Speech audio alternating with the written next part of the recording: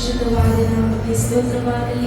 ಇನ್ನೊಂದು ವರ್ತಿ ಆತನನ್ನು ಆತ್ಮದಿಂದಲೂ ಸತ್ಯದಿಂದಲೂ ಆರಾಧಿಸಲಿಕ್ಕೆ ಆತನು ಕೊಟ್ಟಂತ ಕೃಪೆ ನೆನೆಸಿ ಇವತ್ತು ಆಲಯಕ್ಕೆ ಬರಲಿಕ್ಕೆ ಸಹಾಯ ಮಾಡಿದ ನೆನೆಸಿ ನಾವು ಕರಗಳನ್ನು ಎತ್ತಿ ಆತನಿಗೆ ಮೊಟ್ಟ ಮೊದಲದಾಗಿ ಕೃತಜ್ಞತೆಯನ್ನು ಸಲ್ಲಿಸೋಣ. ನಾವೆಲ್ಲ ಸ್ವಲ್ಪ ಸಮಯ ಬಾಯಿಗಳನ್ನು ತೆರೆದು ಆತನಿಗೆ ಸ್ತೋತ್ರವನ್ನು ಸಲ್ಲಿಸೋಣ. Thank you Jesus. ಅಪ್ಪ, ನಾವು ನಿನಗೆ ಸ್ತೋತ್ರವನ್ನು ಸಲ್ಲಿಸುತ್ತೇವಪ್ಪ ತಂದೆ. ಕಳೆದ ಒಂದು ವಾರ ನಮ್ಮನ್ನು ಅದ್ಭುತ ರೀತಿಯಾಗಿ ಪರಿಪಾಲಿಸಿದಕ್ಕಾಗಿ ನಾವು ನಿನಗೆ ಸ್ತೋತ್ರವನ್ನು ಸಲ್ಲಿಸುತ್ತೇವಪ್ಪ ತಂದೆ. ಎಲ್ಲ ವಿಧವಾದ ಸಹಾಯಗಳನ್ನು ಮಾಡುತ್ತ ತಂದೆ, ನಮ್ಮನ್ನು ಅದ್ಭುತ ರೀತಿಯಾಗಿ ಪೋಷಿಸುತ್ತ ತಂದೆ, ಒಳ್ಳೆ ತಾಯಿಯಾಗಿ ಸಂತೈಸುತ್ತ ನಮ್ಮನ್ನು ನಡೆಸಿದಕ್ಕಾಗಿ ನಾವು ನಿನಗೆ ಸ್ತೋತ್ರವನ್ನು ಸಲ್ಲಿಸುತ್ತೇವಪ್ಪ. ಎಲ್ಲ ಉಪಕಾರಗಳಿಗೋಸ್ಕರ ಸ್ತೋತ್ರವನ್ನು ಸಲ್ಲಿಸೋಣ. Thank you Jesus. ಓ ಕೆರೂಬಿಯರು, ಸೆರಾಫಿಯರು ದಿನನಿತ್ಯ ಸ್ತುತಿಸುವ ದೇವರೇ, ನಾವು ನಿನಗೆ ಸ್ತೋತ್ರವನ್ನು ಸಲ್ಲಿಸುತ್ತೇವಪ್ಪ. ಮಹಿಮೆಯ ಅರಸನೇ, ನಾವು ನಿನಗೆ ಸ್ತೋತ್ರವನ್ನು ಸಲ್ಲಿಸುತ್ತೇವೆ. ಪರಿಶುದ್ಧನಾದಂತ ದೇವರೇ, ನಾವು ನಿನಗೆ ಸ್ತೋತ್ರವನ್ನು ಸಲ್ಲಿಸುತ್ತೇವೆ. ಮರಣವನ್ನು ಗೆದ್ದಾದರೆ ನಾವು ನಿನಗೆ ಸ್ತೋತ್ರವನ್ನು ಸಲ್ಲಿಸುತ್ತೇವೆ. ಕೋಟ್ಯಾನು ಕೋಟಿ ದೂತರು ಆರಾಧಿಸುವ ಸರ್ವಶಕ್ತನಾದ ದೇವರೇ, ನಾವು ನಿನಗೆ ಆರಾಧನೆಯನ್ನು ಸಲ್ಲಿಸುತ್ತೇವೆ. ಯುಗಾಂತರಗಳಲ್ಲಿ ಜೀವಿಸುವ ಒಬ್ಬನೇ ಕರ್ತನಾದ ದೇವರೇ, ನಾವು ನಿನಗೆ ಸ್ತೋತ್ರವನ್ನು ಸಲ್ಲಿಸುತ್ತೇವೆ.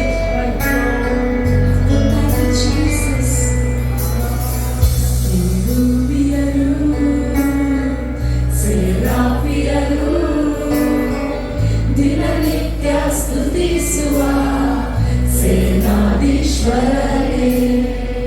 ಮಹಿಮೆಗೂ ಯೋಗ್ಯನೇ, ಮಾನ ಪ್ರಭಾವವು ಉಳ್ಳವನೇ.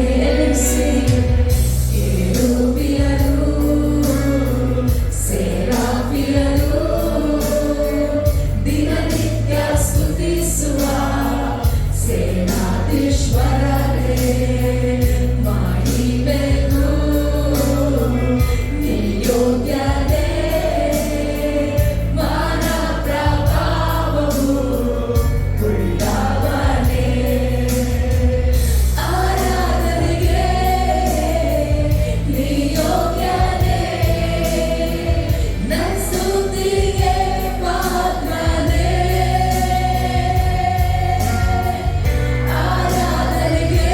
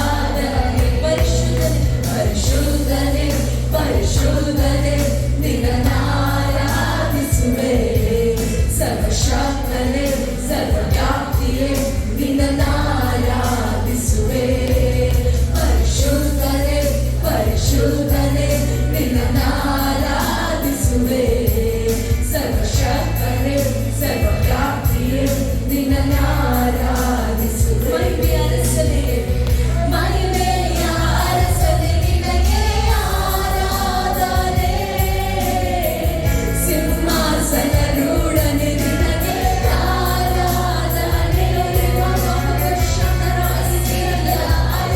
ಯೇಸುವೇ ಆರಾಧನೆ ಸಿಂಹಾಸನರೂಢನೆ ನಿನಗೆ ನನಗಾಗಿ ಬಲಿಯಾದವನೇ ಆರಾಧನೆ ಮರಣವ ಗೆದ್ದವ ನಿನಗೆ ನನಗಾಗಿ ಬಲಿಯಾದವನೇ ಆರಾಧನೆ ಮರಣವ ಗೆದ್ದವ ನಿನಗೆ ಆರಾಧನೆ ನನ್ನೊಳಗೆ ಇರುವಾತನೇ ಆರಾಧನೆ ನನ್ನನ್ನು ನಡೆಸುವಾತನೇ ಆರಾಧನೆ ಓ ನನ್ನೊಳಗೆ ಇರುವಾತನೇ ಆರಾಧನೆ ನನ್ನನ್ನು ನಡೆಸುವಾತನೇ ಆರಾಧನೆ ಪರಿಶುದ್ಧನೇ ಪರಿಶುದ್ಧನೇ ಸೇರಿ ಪರಿಶುದ್ಧನೇ ನನ್ನನ್ನು ಆರಾಧಿಸುತ್ತಲೇ ಶಬ್ದವಾಗಿ ಹೇಳೋಣ ಜೀಸಸ್ ಪರಿಶುದ್ಧನೇ ಪರಿಶುದ್ಧನೇ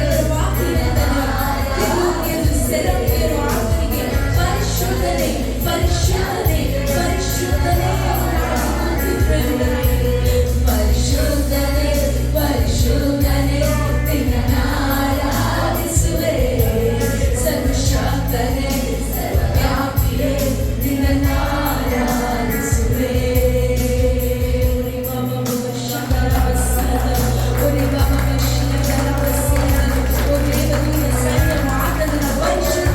ಪರಿಶುದ್ಧನೇ ಪರಿಶುದ್ಧನೇ ಎಂದಾಗ ಆರಾಧನೆ ಮಾಡ್ತಿದ್ರು ಒಬ್ಬುವವನ ಶಬ್ದಕ್ಕೆ ಅಸ್ಥಿವಾರದ ಕಥೆಗಳು ಅದು ನಡೆದಿತ್ತು ಎಂಬುದಾಗಿ ದೇವರ ವಾಕ್ಯ ಇರುತ್ತದೆ. ಇವತ್ತು ನಿಮ್ಮ ಬಾಗಿಲನ್ನು ಬಿಟ್ಟು ನೀವು ಕೂಗುವುದಾದರೆ ಎಲ್ಲ ಕಟ್ಟಿರುವಂತ ಎಲ್ಲ ಕಥೆಗಳು ಯೇಸುವಿನ ನಾಮದಲ್ಲಿ ಅದು ಲಯವಾಗಿ ಹೋಗ್ತದೆ. ನಿಮ್ಮ ಶಬ್ದದ ಸಿಹಗಳು ಥ್ಯಾಂಕ್ ಯು ಜೀಸಸ್ ಅಪ್ಪ ನಿನಗೆ ಸ್ತೋತ್ರ ಥ್ಯಾಂಕ್ ಯು ಜೀಸಸ್ ನಿನ್ನ ಸಾನ್ನಿಧ್ಯಕ್ಕೋಸ್ಕರ ಸ್ತೋತ್ರ ಸ್ವಾಮಿ ನಿನ್ನ ಆ ಪರಿಶುದ್ಧವಾದ ಸಾನ್ನಿಧ್ಯಕ್ಕೆ ಮಹಿಮೆಗೋಸ್ಕರ ನಾವು ನಿನಗೆ ಸ್ತೋತ್ರವನ್ನು ಸಲ್ಲಿಸುತ್ತೇವೆ. Thank you Jesus Hallelujah. Hallelujah. Hallelujah. Praise the Lord. ಆಮೆನ್. ದೇವರ ಪರಿಶುದ್ಧವಾದ ನಾಮಕ್ಕೆ ಸ್ತೋತ್ರವಾಗಲಿ. ದೇವರ ವಾಕ್ಯ ಇರ್ತದೆ ನಾವು ನಮ್ಮ ಸ್ವಂತ ಸೊತ್ತಲ್ಲ. ನಾವು ಯಾರಾಗಿದ್ದೇವೆ ಅಂತೆ ಕ್ರಯಕ್ಕೆ ಕೊಳ್ಳಲ್ಪಟ್ಟವರಾಗಿದ್ದೇವೆ. ಆಮೇಲೆ ನಾವು ದೇವರ ಸೊತ್ತಾಗಿದ್ದೇವೆ.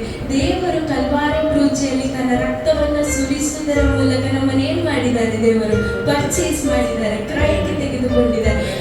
ಈಗ ನಿಮ್ಮ ಫೋನ್ ನೀವು ಬೇರೆಯವರಿಗೆ ಕೊಡ್ತೀರಾ? ಕೊಡೋದಿಲ್ಲ, ಯಾಕಂದ್ರೆ ಅದು ನಿಮ್ಮದಾಗಿದೆ. ಹಾಗೆ ದೇವರು ನಮ್ಮನ್ನು ಬೇರೆಯವರ ಕೈಗೆ ಒಪ್ಪಿಸ್ಲಿಕ್ಕೆ ಬಿಡುವುದಿಲ್ಲ, ಯಾಕಂದ್ರೆ ನಮ್ಮನ್ನು ದೇವರು ಏನ್ ಮಾಡಿದ್ದಾರೆ? ಪರ್ಚೇಸ್ ಮಾಡಿದ್ದಾರೆ.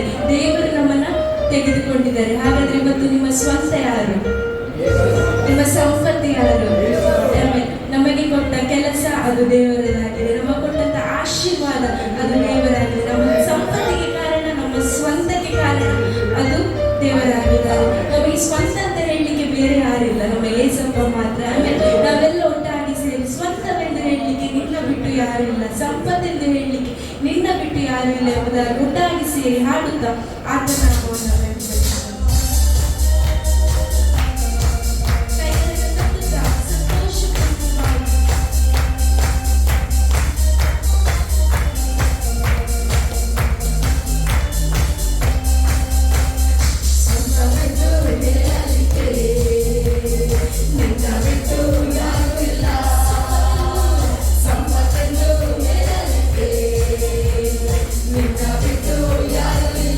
ಸಂತೋಷ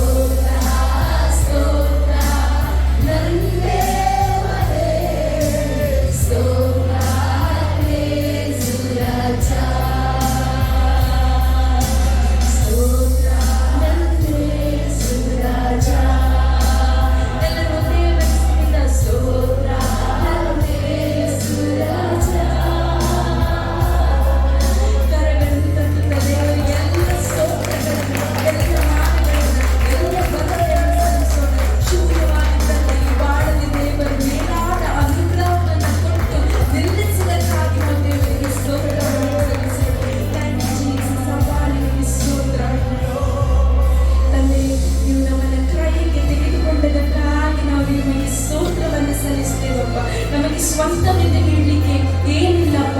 ಅದು ನೀನು ಮಾತ್ರವಾಗಿದೆ. ನಮ್ಮ ಎಲ್ಲ ಆಶೀರ್ವಾದಕ್ಕೆ ನೀನು ಮಾತ್ರ ಕಾರಣವಾಗಿದೆ. ಅದಕ್ಕೋಸ್ಕರ ನಾವು ನಿನಗೆ ಸ್ತೋತ್ರವನ್ನು ಸಲ್ಲಿಸುತ್ತೇವೆ ತಂದೆ. ನಾವು ನಿಮ್ಮಲ್ಲಿ ಮುದ್ರೆ ಹೊಂದಿದ್ದಕ್ಕಾಗಿ ನಾವು ನಿನಗೆ ಸ್ತೋತ್ರವನ್ನು ಸಲ್ಲಿಸುತ್ತೇವೆ. ಇವತ್ತು ತಂದೆ ನಿನ್ನನ್ನು ಆರಾಧಿಸಲಿಕ್ಕೆ ಸಭೆಯೆಂಬ ನಮ್ಮೆಲ್ಲರಿಗೆ ತಂದೆ ನೀನು ಸಹಾಯ ಮಾಡಿದ್ದಕ್ಕಾಗಿ ತಂದೆ ನಿನ್ನ ಒಂದು ಕೃಪೆಗೋಸ್ಕರ ತಂದೆ ಆತ್ಮದಿಂದಲೂ ಸತ್ಯದಿಂದಲೂ ನಿನ್ನನ್ನು ಮನಪೂರ್ವಕವಾಗಿ ನಮ್ಮಿಂದ ಆದಷ್ಟು ಆರಾಧಿಸಲಿಕ್ಕೆ ನೀನು ಕೊಟ್ಟಂತ ಕೃಪೆಗೋಸ್ಕರ ನಾವು ನಿನಗೆ ಸ್ತೋತ್ರವನ್ನು ಸಲ್ಲಿಸುತ್ತೇವೆ. ನಾವು ಯಾರು ಇದ್ದಾಗೆ ಇರುವುದಿಲ್ಲ. ಯೇಸುವಿನ ನಾಮದಿಂದ ನಾವು ಮೇಲಕ್ಕೆ ಮೇಲಕ್ಕೆ, ಪ್ರಭಾವದಿಂದ ಪ್ರಭಾವಕ್ಕೆ, ಮಹಿಮೆಯಿಂದ ಮಹಿಮೆಗೆ ನಾವು ಹೋಗುವವರಾಗಿದ್ದೇವೆ. ಇದನ್ನು ನಾವು ನಂಬ್ತೇವೆ. Thank you Jesus. ಮುಂದಿನ ಪ್ರತಿಯೊಂದು ಭಾಗಗಳನ್ನು ನೀನು ಹೇಳವಾಗಿ ಆಶೀರ್ವದಿಸಪ್ಪ. ಪ್ರತಿಯೊಂದು ಭಾಗದಲ್ಲಿ ನಿನ್ನ ನಾಮ ಒಂದೇ ಮಹಿಮೆ ಹೊಂದಲಿ. ಎಲ್ಲವನ್ನ ನಿನ್ನ ಕರಗಳಲ್ಲಿ ಒಪ್ಪಿಸುತ್ತ ನಜರೇತಿನ ಯೇಸುವಿನ ಹೆಸರಿನಲ್ಲಿ ಬೇಡುವುದನ್ನು ಪ್ರೀತಿಯುಳ್ಳ ತಂದೆಯೇ, ಆಮೆನ್.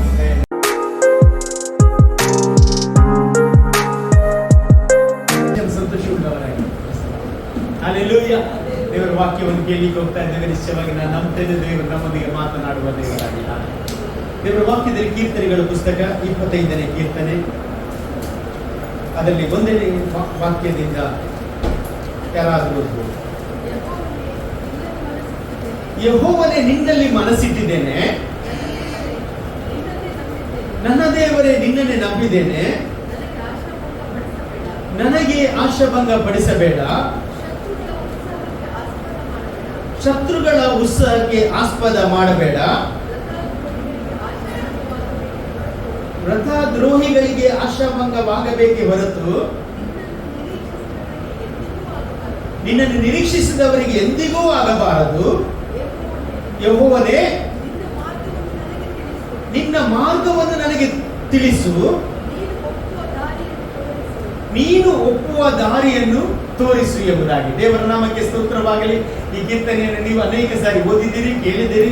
ನಾನು ನಂಬ್ತೇನೆ ಇವತ್ತು ದೇವರು ಈ ಕೀರ್ತನೆಯೊಂದಿಗೆ ನಮ್ಮೊಂದಿಗೆ ಮಾತನಾಡುವವನಾಗಿದ್ದಾನೆ. ಅಲ್ಲಿ ಈ ಕೀರ್ತನೆ ದಾವೀದನು ಬರೆದ ಕೀರ್ತನೆ ಆಗಿದೆ. ದಾವೀದನಿಗೆ ಅನೇಕ ಶತ್ರುಗಳಿದ್ರು.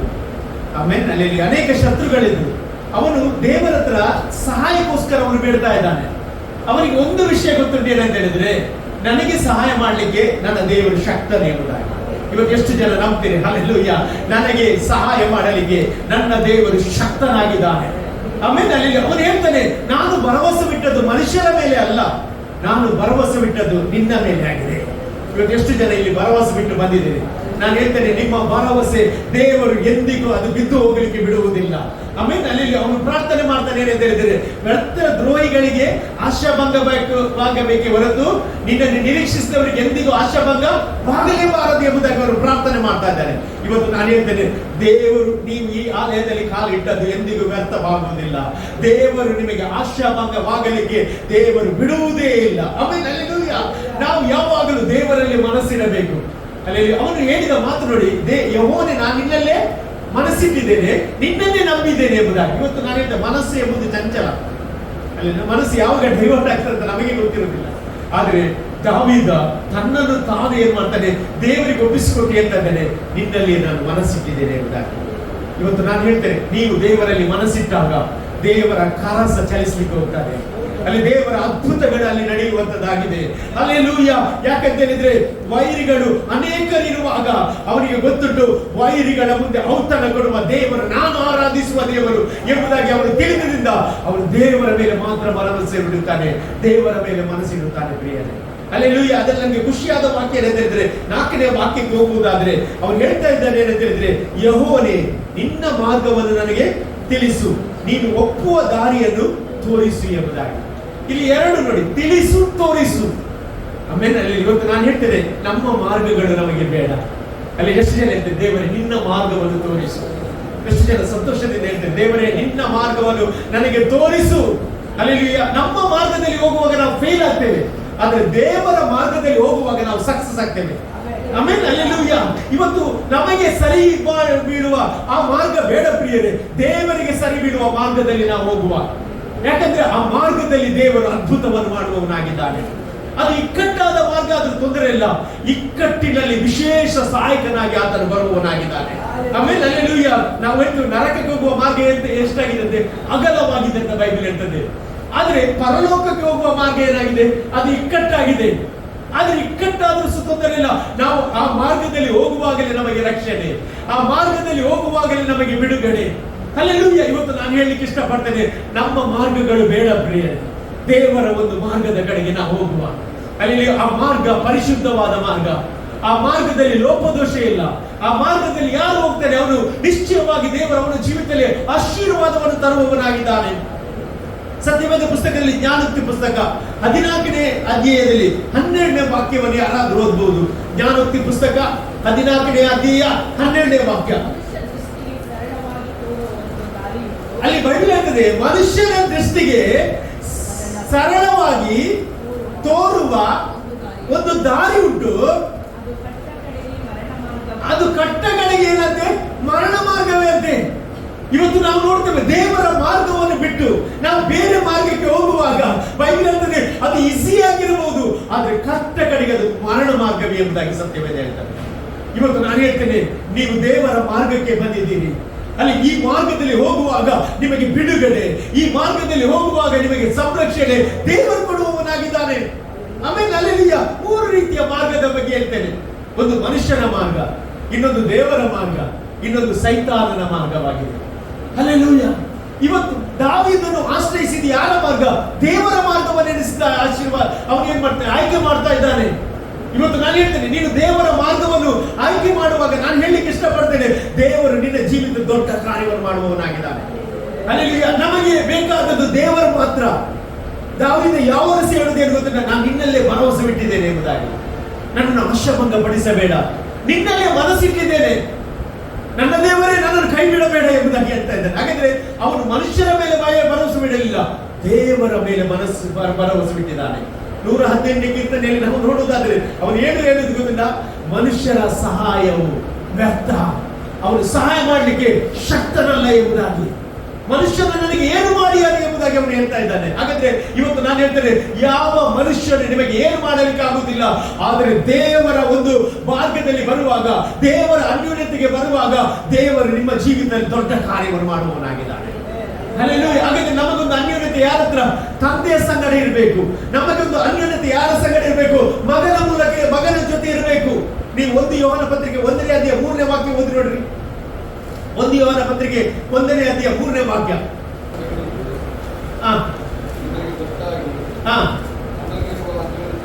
ನಮಗಿರುವ ಅನ್ಯೋನ್ಯತೆಯಲ್ಲಿ ನೀವು ಸೇರಬೇಕೆಂದು ಅದನ್ನು ನಿಮಗೆ ಪ್ರಸಿದ್ಧಿಪಡಿಸುತ್ತೇವೆ. ನಮಗಿರುವ ಅನ್ಯೋನ್ಯತೆಯು ತಂದೆಯ ಸಂಗಡಲು, ಆತನ ಮಗನಾದ ಯೇಸು ಕ್ರಿಸ್ತನ ಸಂಗಡಲು ಇರುವಂತದ್ದು. ಪ್ರಿಯರೇ, ನಾನು ಹೇಳ್ತಿದ್ದೇನೆ, ನಮ್ಮ ಸಂಬಂಧ ಯಾರ ಜೊತೆ ಇರಬೇಕು? ದೇವರ ಜೊತೆ ಇರಬೇಕು. ತಂದೆಯೊಂದಿಗೆ, ಮಗನೊಂದಿಗೆ ನಮ್ಮ ಸಂಬಂಧ ಇರಬೇಕು. ಇವತ್ತು ನಾನು ಹೇಳ್ತೇನೆ, ಅದೇ ನಿಜವಾದ ಮಾರ್ಗವಾಗಿದೆ. ಇವತ್ತು ನೀವು ಆ ಅನ್ಯೋನ್ಯತೆಗೆ ಬಂದಿದ್ದೀರಿ, ಆ ಫೆಲೋಶಿಪ್ಗೆ ಬಂದಿದ್ದೀರಿ. ನಾನು ಹೇಳಲಿಕ್ಕೆ ಇಷ್ಟಪಡ್ತೇನೆ, ದೇವರ ಮಾರ್ಗದಲ್ಲಿ ಆಶೀರ್ವಾದಗಳಿರುತ್ತದೆ. ಆಮೇಲೆ ಹಲ್ಲೆಲೂಯಾ. ಒಂದು ಬಿಲಿವರ್ ಇದ್ರಂತೆ. ಈ ಬಿಲಿವರ್ ವಾಸ ಮಾಡುವ ಮನೆಯಲ್ಲೇ ಅದರ ಓನರ್ ಕೆಳಗಿದ್ದಂತೆ. ಮೇಲೆ ಬಿಲಿವರ್ ಇದ್ದದ್ದು, ಕೆಳಗೆ ಓನರ್ ಇದ್ದದಂತೆ.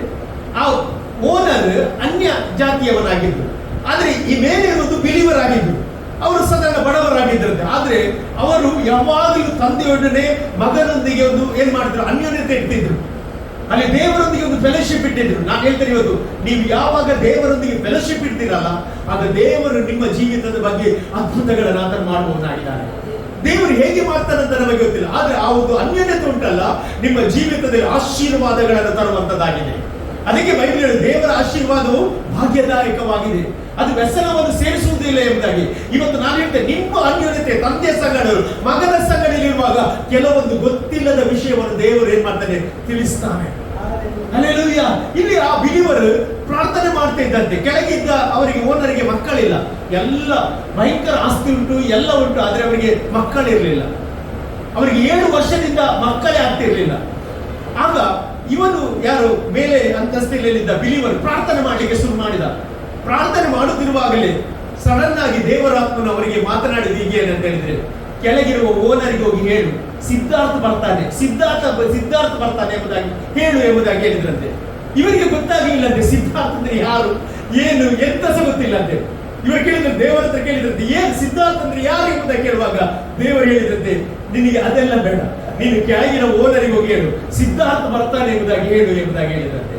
ಈ ವ್ಯಕ್ತಿ ಆ ಕೆಳಗಿನ ಅಂತಸ್ತಿಗೆ ಹೋಗಿ ಆ ಓನರಿಗೆ ಹೇಳಿದ್ರಂತೆ, ಸಿದ್ಧಾರ್ಥ ಬರ್ತಿದ್ದಾನೆ ಎಂಬುದಾಗಿ ಹೇಳುವಾಗ ಅವರ ಮುಖ ಒಂಥರ ಆಶ್ಚರ್ಯವಾಗಿ ಬಿಳಿಚಾಯ್ತಂತೆ. ಇವರು ಕೇಳಿದ್ರಂತೆ, ಯಾಕೆ ನಿಮ್ಮ ಮುಖ ಹೀಗೆ ಆಯ್ತು ಎಂಬುದಾಗಿ ಹೇಳುವಾಗ ಅವರು ಹೇಳಿದ್ದೇನಂತ ಹೇಳಿದ್ರೆ, ನಾನು ಮತ್ತು ನನ್ನ ಹೆಂಡತಿಗೆ ಮಾತ್ರ ಈ ವಿಷಯ ಗೊತ್ತು, ನಿಮಗೆ ಹೇಗೆ ಗೊತ್ತಾಯ್ತು ಎಂಬುದಾಗಿ ಹೇಳುವಾಗ ಅವರು ಹೇಳಿದ್ರಂತ ಹೇಳಿದ್ರೆ, ನನಗೊಂದು ಅನ್ಯೋನ್ಯತೆ ಉಂಟು, ಅದು ತಂದೆಯೊಟ್ಟಿಗೆ ಅನ್ಯೋನ್ಯತೆ, ನನಗೊಂದು ಮಗನೊಂದಿಗೆ ಅನ್ಯೋನ್ಯತೆ ಉಂಟು. ಅವರು ತಿಳಿಸಿದ್ರು ನಿಮಗೆ ಸಿದ್ಧಾರ್ಥ ಬರ್ತಾನೆ ಎಂಬುದಾಗಿ ಹೇಳುವಾಗ ಅವರು ಹೇಳಿದ ವಿಷಯ ಏನಂತ ಹೇಳಿದ್ರೆ, ಅಲ್ಲಿ 7 ವರ್ಷದ ಹಿಂದೆ ನಾನು ಮತ್ತು ನನ್ನ ಹೆಂಡತಿ ಮಾತನಾಡಿಕೊಂಡದ್ದು ಏನಂತ ಹೇಳಿದ್ರೆ, ನಮಗೆ ಗಂಡು ಮಗುವಾದ್ರೆ ಆ ಮಗುವಿಗೆ ಸಿದ್ಧಾರ್ಥ ಎಂಬುದಾಗಿ ಹೆಸರಿಡಬೇಕು ಎಂಬುದಾಗಿ ನಾವು ಮಾತನಾಡಿದೆವು.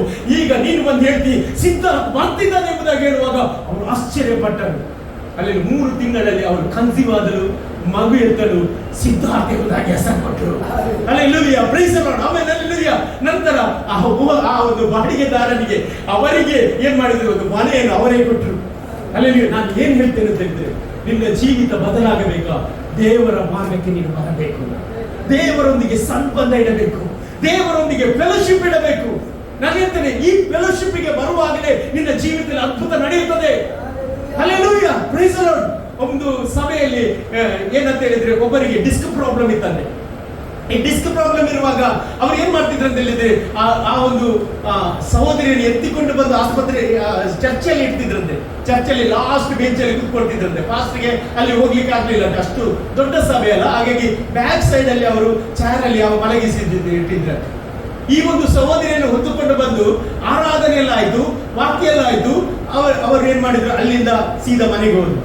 ಆದ್ರೆ ನೆಕ್ಸ್ಟ್ ಸಂಡೇ ಅವರು ಬಂದ್ರು, ಆಗ ಏನಾಗ್ಲಿಲ್ಲ. ಥರ್ಡ್ ಸಂಡೇ ಬಂದು ಏನಾಗ್ಲಿಲ್ಲ.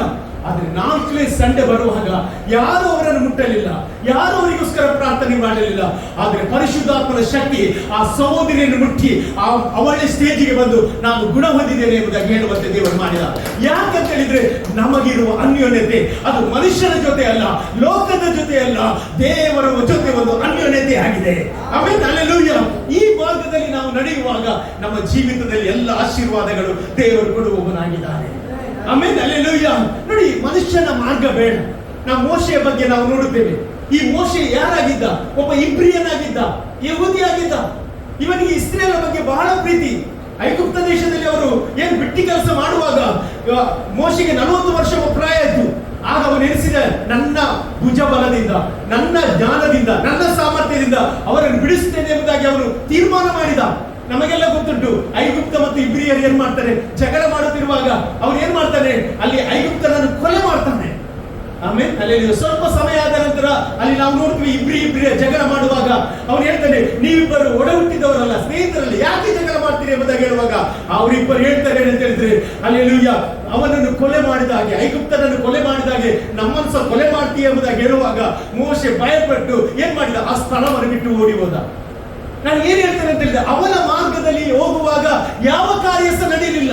ಇವತ್ತು ನಾನು ಹೇಳ್ತೇನೆ, ನಿನ್ನ ಮಾರ್ಗ ಬೇಡ, ದೇವರ ಮಾರ್ಗದ ಕಡೆಗೆ ಬಾ. ದೇವರ ಮಾರ್ಗ ಅದು ಅದ್ಭುತದ ಮಾರ್ಗ. ತಡವಾದರೂ ತಾಮಸವಿಲ್ಲದೆ ಕಾದಿರು, ಅದ್ಭುತ ದೇವರು ಮಾಡಿಯೇ ಮಾಡ್ತಾರೆ. ಹಲ್ಲೆಲೂಯಾ. ನಾವು ಬೇಗ ಹತಾಶರಾಗ್ತೇವೆ, ಆದ್ರೆ ದೇವರ ಮಾರ್ಗಕ್ಕೆ ಬರುವಾಗಲೇ ಅದ್ಭುತವಾಗ್ತದೆ. ಇವತ್ತು ಅನೇಕರಿಗೆ ಗೊತ್ತುಂಟು, ವಾಕ್ಯವನ್ನು ನಾವು ಡಿಕ್ಲೇರ್ ಮಾಡುವಾಗ ನಮಗೆ ಸೌಖ್ಯವಾಗ್ತದೆ ಎಂಬುದಾಗಿ. ಅಲ್ಲಿ ಎಲ್ಲರೂ ಸಹ ಈಗ ಜ್ವರ ಬಂದ್ರೆ ಏನ್ ಮಾಡಿದ್ರು, ಎಷ್ಟು ಏನ್ ಮಾಡಿದ್ರು, ಗದರಿಸಿದ್ರು. ಅಲ್ಲಿ ಇವತ್ತು ನಮ್ಮ ಶರೀರಕ್ಕೆ ಸಹ ನಾವು ಮಾತನಾಡುವಾಗ ಒಂದು ಸರ್ತಿ ಹೋಗದಿದ್ರೆ ಸಹ ನಾವು ಸುಮ್ಮನೆ ಕುತ್ಕೊಳ್ಬಾರ್ದು. 2 ಸಲ ಮಾತನಾಡ್ತೇವೆ, 3 ಸಲ ಮಾತನಾಡ್ತೇವೆ, ಹೋಗದಿದ್ರೆ ಮಾತಾಡ್ತಾ ಇರ್ಬೇಕು. ಒಂದು ಗೋಡೆ ಇರ್ತದೆ, ದೊಡ್ಡ ಗೋಡೆ, ಅದಕ್ಕೆ ನೀವು ಚಪ್ಪುಡಿಯಿಂದ ಹೊಡಿರಿ ಅಂತೆ. ಫಸ್ಟ್ ಹೊಡಿವಾಗ ಏನಾಗ್ತದೆ, ಏನಾಗುವುದಿಲ್ಲ, ಮತ್ತೆ ಮತ್ತೆ ಹೊಡ್ರಿ. ಆಮೇಲೆ ಅದಕ್ಕೆ 100 ಪೆಟ್ಟು ಬಿಡುವಾಗ ಅದು ಕ್ರ್ಯಾಕ್ ಆಗ್ಲಿಕ್ಕೆ ಸ್ಟಾರ್ಟ್ ಆಗ್ತದೆ. ಅದೇ ರೀತಿ ದೇವರ ಮಾರ್ಗದಲ್ಲಿ ಸಹ ಅದು ಕಠಿಣವಾದರೂ ಇಕ್ಕಟ್ಟಾದರೂ ಸಹ ಅದರಲ್ಲೇ ಬಿಡುಗಡೆ ದೇವರು ಕೊಡುವವನಾಗಿದ್ದಾನೆ. ಆಮೇಲೆ ಅಲ್ಲಿ ಮೋಶೆ ತನ್ನ ಸಾಮರ್ಥ್ಯದಿಂದ ಬಿಡುಗಡೆ ಕೊಡಬೇಕಂತ ಪ್ರಯತ್ನ ಪಟ್ಟ, ಆದ್ರೆ ಆಗ್ಲಿಲ್ಲ. ಆದ್ರೆ ಬೈಬಲ್ ಹೇಳ್ತದೆ, 80 ವರ್ಷ ಪ್ರಾಯವಾದಾಗ ಅವರು ಏನ್ ಮಾಡಿದ್ರು, ದೇವರ ಮಾರ್ಗಕ್ಕೆ ಬಂದ. ಹೋರೇಬ್ ಎಂಬ ಬೆಟ್ಟದಲ್ಲಿ ದೇವರು ಯಾರನ್ನು ಕರೀತಾರೆ, ಮೋಶೆಯನ್ನು ಕರೀತಾನೆ. ಮೋಶೆ ಮೋಶೆ ಎಂಬುದಾಗಿ ಕರೆಯುವಾಗ ಇವ ಇದ್ದೇನೆ ಎಂಬುದಾಗಿ ಹೇಳ್ತಾ ಇದ್ದಾನೆ. ಅಷ್ಟ ತನಕ ಅವರು ದೇವರ ಮಾರ್ಗದಲ್ಲಿ ಇರಲಿಲ್ಲ. ಆದ್ರೆ ಯಾವಾಗ ದೇವರ ಮಾರ್ಗದಲ್ಲಿ ಬಂದ, ಆಗ ದೇವರ ಚಿತ್ತ ಉದ್ದೇಶ ಅವನ ಜೀವಿತದಲ್ಲಿ ನಡೆಯಿತು. ಇವತ್ತು ನಾನು ಹೇಳ್ತೇನೆ, ನೀವು ದೇವರ ಮಾರ್ಗದಲ್ಲಿ ಬಂದಿದ್ದೀರಿ. ದೇವರ ಚಿತ್ತ ಉದ್ದೇಶ ನಿಮ್ಮ ಜೀವಿತದಲ್ಲಿ ಅದನ್ನು ನಡೆಯುವವನಾಗಿದ್ದಾನೆ. ದೇವರ ಪ್ಲಾನ್ ಯಾವಾಗ ಸಹ ಒಳ್ಳೆಯದೇ, ದೇವರ ಆಲೋಚನೆ ಯಾವಾಗ ಸಹ ಒಳ್ಳೆಯದೇ. ಹಲ್ಲೆಲೂಯಾ. ದೇವರು ಮೋಶೆಯ ಮೂಲಕ ಏನ್ ಮಾಡ್ತಾನೆ? ಬಿಡುಗಡೆ ಮಾಡಿ ಅವರನ್ನು ತರ್ತಾನೆ. ಬಿಡುಗಡೆ ಮಾಡಿ ಬರುವಾಗ ನಮಗೆಲ್ಲರಿಗೂ ಗೊತ್ತುಂಟು, ದೇವರು ಮೋಶೆಯ ಜೊತೆ ಮಾತನಾಡ್ತಾನೆ. ಯಾಕೆ ಅಂತ ಹೇಳಿದ್ರೆ, ಇಸ್ರೇಲ್ ಮಕ್ಕಳು ಗುಡುಗುಟ್ಟುತ್ತಾ ಇದ್ರು. ಗುಡುಗುಟ್ಟುವಾಗ ದೇವರು ಮೋಶೆಯ ಜೊತೆ ಮಾತನಾಡಿ ಹೇಳ್ತಾನೆ, ನಾನು ನಿನಗೆ ಕಾನಾನ್ ದೇಶ ಕೊಡ್ತೇನೆ, ಆದ್ರೆ ಕಾನಾನ್ ದೇಶದವರೆಗೆ ನಾನು ಬರುವುದಿಲ್ಲ, ನಾನು ದೇವದೂತರನ್ನು ನಿಮಗೆ ಕೊಡುತ್ತೇನೆ ಎಂಬುದಾಗಿ ಹೇಳುವಾಗ ಅಲ್ಲಿ ನಾವು ನೋಡ್ತೇವೆ ಮೋಶೆ ಹೇಳಿದ ಮಾತು. ವಿಮೋಚನಕಾಂಡ ಪುಸ್ತಕ ಅಲ್ಲಿ 33ನೇ ಅಧ್ಯಾಯದಲ್ಲಿ ನೀವು ಗಮನಿಸುವುದಾದ್ರೆ 13ನೇ ವಾಕ್ಯದಲ್ಲಿ ನಾವು ನೋಡುವುದಾದ್ರೆ ಮೋಶೆ ಒಂದು ಮಾತು ಹೇಳ್ತಾನೆ ಅಂತ ಹೇಳಿದ್ರೆ, ಅದು ಸುಂದರವಾದ ವಾಕ್ಯ ಅಲ್ಲಿ ಬರೆಯಲ್ಪಟ್ಟಿದೆ. ನನಗೆ ನಿನ್ನ ದಯೆ ದೊರಕಿದಾದರೆ ನಾನು ನಿನ್ನನ್ನು ಬಲ್ಲವನಾಗಿರುವಂತೆ ನಿನ್ನ ಮಾರ್ಗವನ್ನು ನನಗೆ ತೋರಿಸು. ನೋಡಿ ಪ್ರಿಯರೇ, ದೇವರು ಹೇಳ್ತಾನೆ ಕಾನಾನ್ ದೇಶ ಕೊಡ್ತೇನೆ, ಆದರೆ ನಾನು ಬರುವುದಿಲ್ಲ. ಅಲ್ಲಿ ದೂತರು ಬರ್ತಾರೆ ಎಂಬುದಾಗಿ ಹೇಳುವಾಗ ದೇವರ ಜೊತೆ ಅವರು ಮಾತನಾಡ್ತಾರೆ ಅಂತ ಹೇಳಿದ್ರೆ, ದೇವರೇ ನನಗೆ ನಿನ್ನ ಮಾರ್ಗವನ್ನು ತೋರಿಸು. ಇವತ್ತು ಎಷ್ಟು ಜನ ಹೇಳ್ತೇವೆ, ಹಲ್ಲೆಲೂಯಾ, ದೇವರೇ ನಿನ್ನ ಮಾರ್ಗವನ್ನು ನನಗೆ ತೋರಿಸು, ನೀನು ಒಪ್ಪುವ ದಾರಿಯಲ್ಲಿ ನನ್ನ ನಡೆಸಿ ಎಂಬುದಾಗಿ ನೀವು ಹೇಳುವುದಾದ್ರೆ ಆಶೀರ್ವಾದದ ಮಳೆಯನ್ನು ದೇವರು ಸುರಿಸುವವನಾಗಿದ್ದಾನೆ. ಆಮೇಲೆ ಹಲ್ಲೆಲೂಯಾ. ನೋಡಿ ಪ್ರಿಯರೇ, ಎಲ್ಲ ಆಶೀರ್ವಾದ ಇದ್ರು ಸಹ ಅವನು ದೇವರನ್ನು ಮಾರ್ಗವನ್ನು ಕೇಳ್ತಾ ಇದ್ದಾರೆ. ಇವತ್ತು ನಿಮ್ಮ ಜೀವಿತದಲ್ಲಿ ಅನೇಕ ಆಶೀರ್ವಾದ ದೇವರು ಕೊಟ್ಟಿರಬಹುದು. ಇವತ್ತು ದೇವರ ಹತ್ರ ಹೇಳಿ, ದೇವರ ನಿನ್ನ ಮಾರ್ಗವನ್ನು ನನಗೆ ತೋರಿಸು, ನಿನ್ನ ಮಾರ್ಗವನ್ನು ತೋರಿಸು. ಆಗ ದೇವರು ಏನ್ ಮಾಡ್ತಾನೆ? ಅವನ ವಿಷಯವನ್ನು ತಿಳಿದು ಹೇಳ್ತಾ ಇದ್ದಾನೆ. ಏನಂತ ಹೇಳಿದ್ರೆ, ಈಗ ನನಗೆ ಮೋಶೆ ಗೊತ್ತಾಯಿತು, ನೀನು ನನ್ನನ್ನು ಭರವಸೆ ಬಿಟ್ಟಿದ್ದೀಯ ಎಂಬುದಾಗಿ. ಇವತ್ತು ನಾನು ಹೇಳ್ತೇನೆ, ನೀವು ದೇವರ ಮೇಲೆ ಭರವಸೆ ಬಿಟ್ಟದ್ರಿಂದ ನಿಮ್ಮ ಜೀವಿತದಲ್ಲಿ ದೇವರು ದೊಡ್ಡ ಕಾರ್ಯವನ್ನು ಮಾಡುತ್ತಾನೆ. ಆಮೇಲೆ ಹಲ್ಲೆಲೂಯಾ. ನೋಡಿ, ಕೆಲವು ಸಲ ಎಲ್ಲರಿಗೆ ಬೇರೆ ಬೇರೆ ಆಪ್ಷನ್ ಉಂಟು, ಆದ್ರೆ ದೇವರ ಮಕ್ಕಳಿಗೆ ಬೇರೆ ಆಪ್ಷನ್ ಇಲ್ಲ. ಒಂದೇ ಆಪ್ಷನ್, ಯಾರಾಗಿದ್ದಾನೆ? ದೇವರೇ ಆಗಿದ್ದಾನೆ. ಆಮೇಲೆ ಅಲ್ಲಿ ದೇವರ ಮಕ್ಕಳು ದೇವರ ಮಾರ್ಗ ಬಿಟ್ಟು ಬೇರೆ ಮಾರ್ಗದಲ್ಲಿ ಹೋದ್ರೆ ಅವರಿಗೆ ಏನಾಗ್ತದೆ? ಕಷ್ಟಗಳು ಬರುತ್ತದೆ, ಹೋರಾಟಗಳು ಬರುತ್ತದೆ. ಆ ಕಷ್ಟದಲ್ಲಿ ದೇವರು ಕೈ ಬಿಡುತ್ತಾನೆ. ನಾವು ಯೋನನನ್ನು ನೋಡುವುದಾದ್ರೆ, ಯೋನನ ಜೀವಿತದಲ್ಲಿ ದೇವರು ಮಾತನಾಡಿದ. ಯಾಕಂದ್ರೆ ಯೋನನು ಒಬ್ಬ ಪ್ರವಾದಿಯಾಗಿದ್ದ, ದೇವರನ್ನು ಅಳಿತ ವ್ಯಕ್ತಿಯಾಗಿದ್ದ. ಯೋನನ ಜೊತೆ ದೇವರು ಮಾತನಾಡಿ ಏನ್ ಹೇಳಿದ್ದು? ನೀನು ಎಲ್ಲಿಗೆ ಹೋಗ್ಬೇಕು? ನಿನವೆ ಪಟ್ಟಣಕ್ಕೆ ಹೋಗು. ದೇವರ ಮಾರ್ಗ ನಿನವೆ ಪಟ್ಟಣ.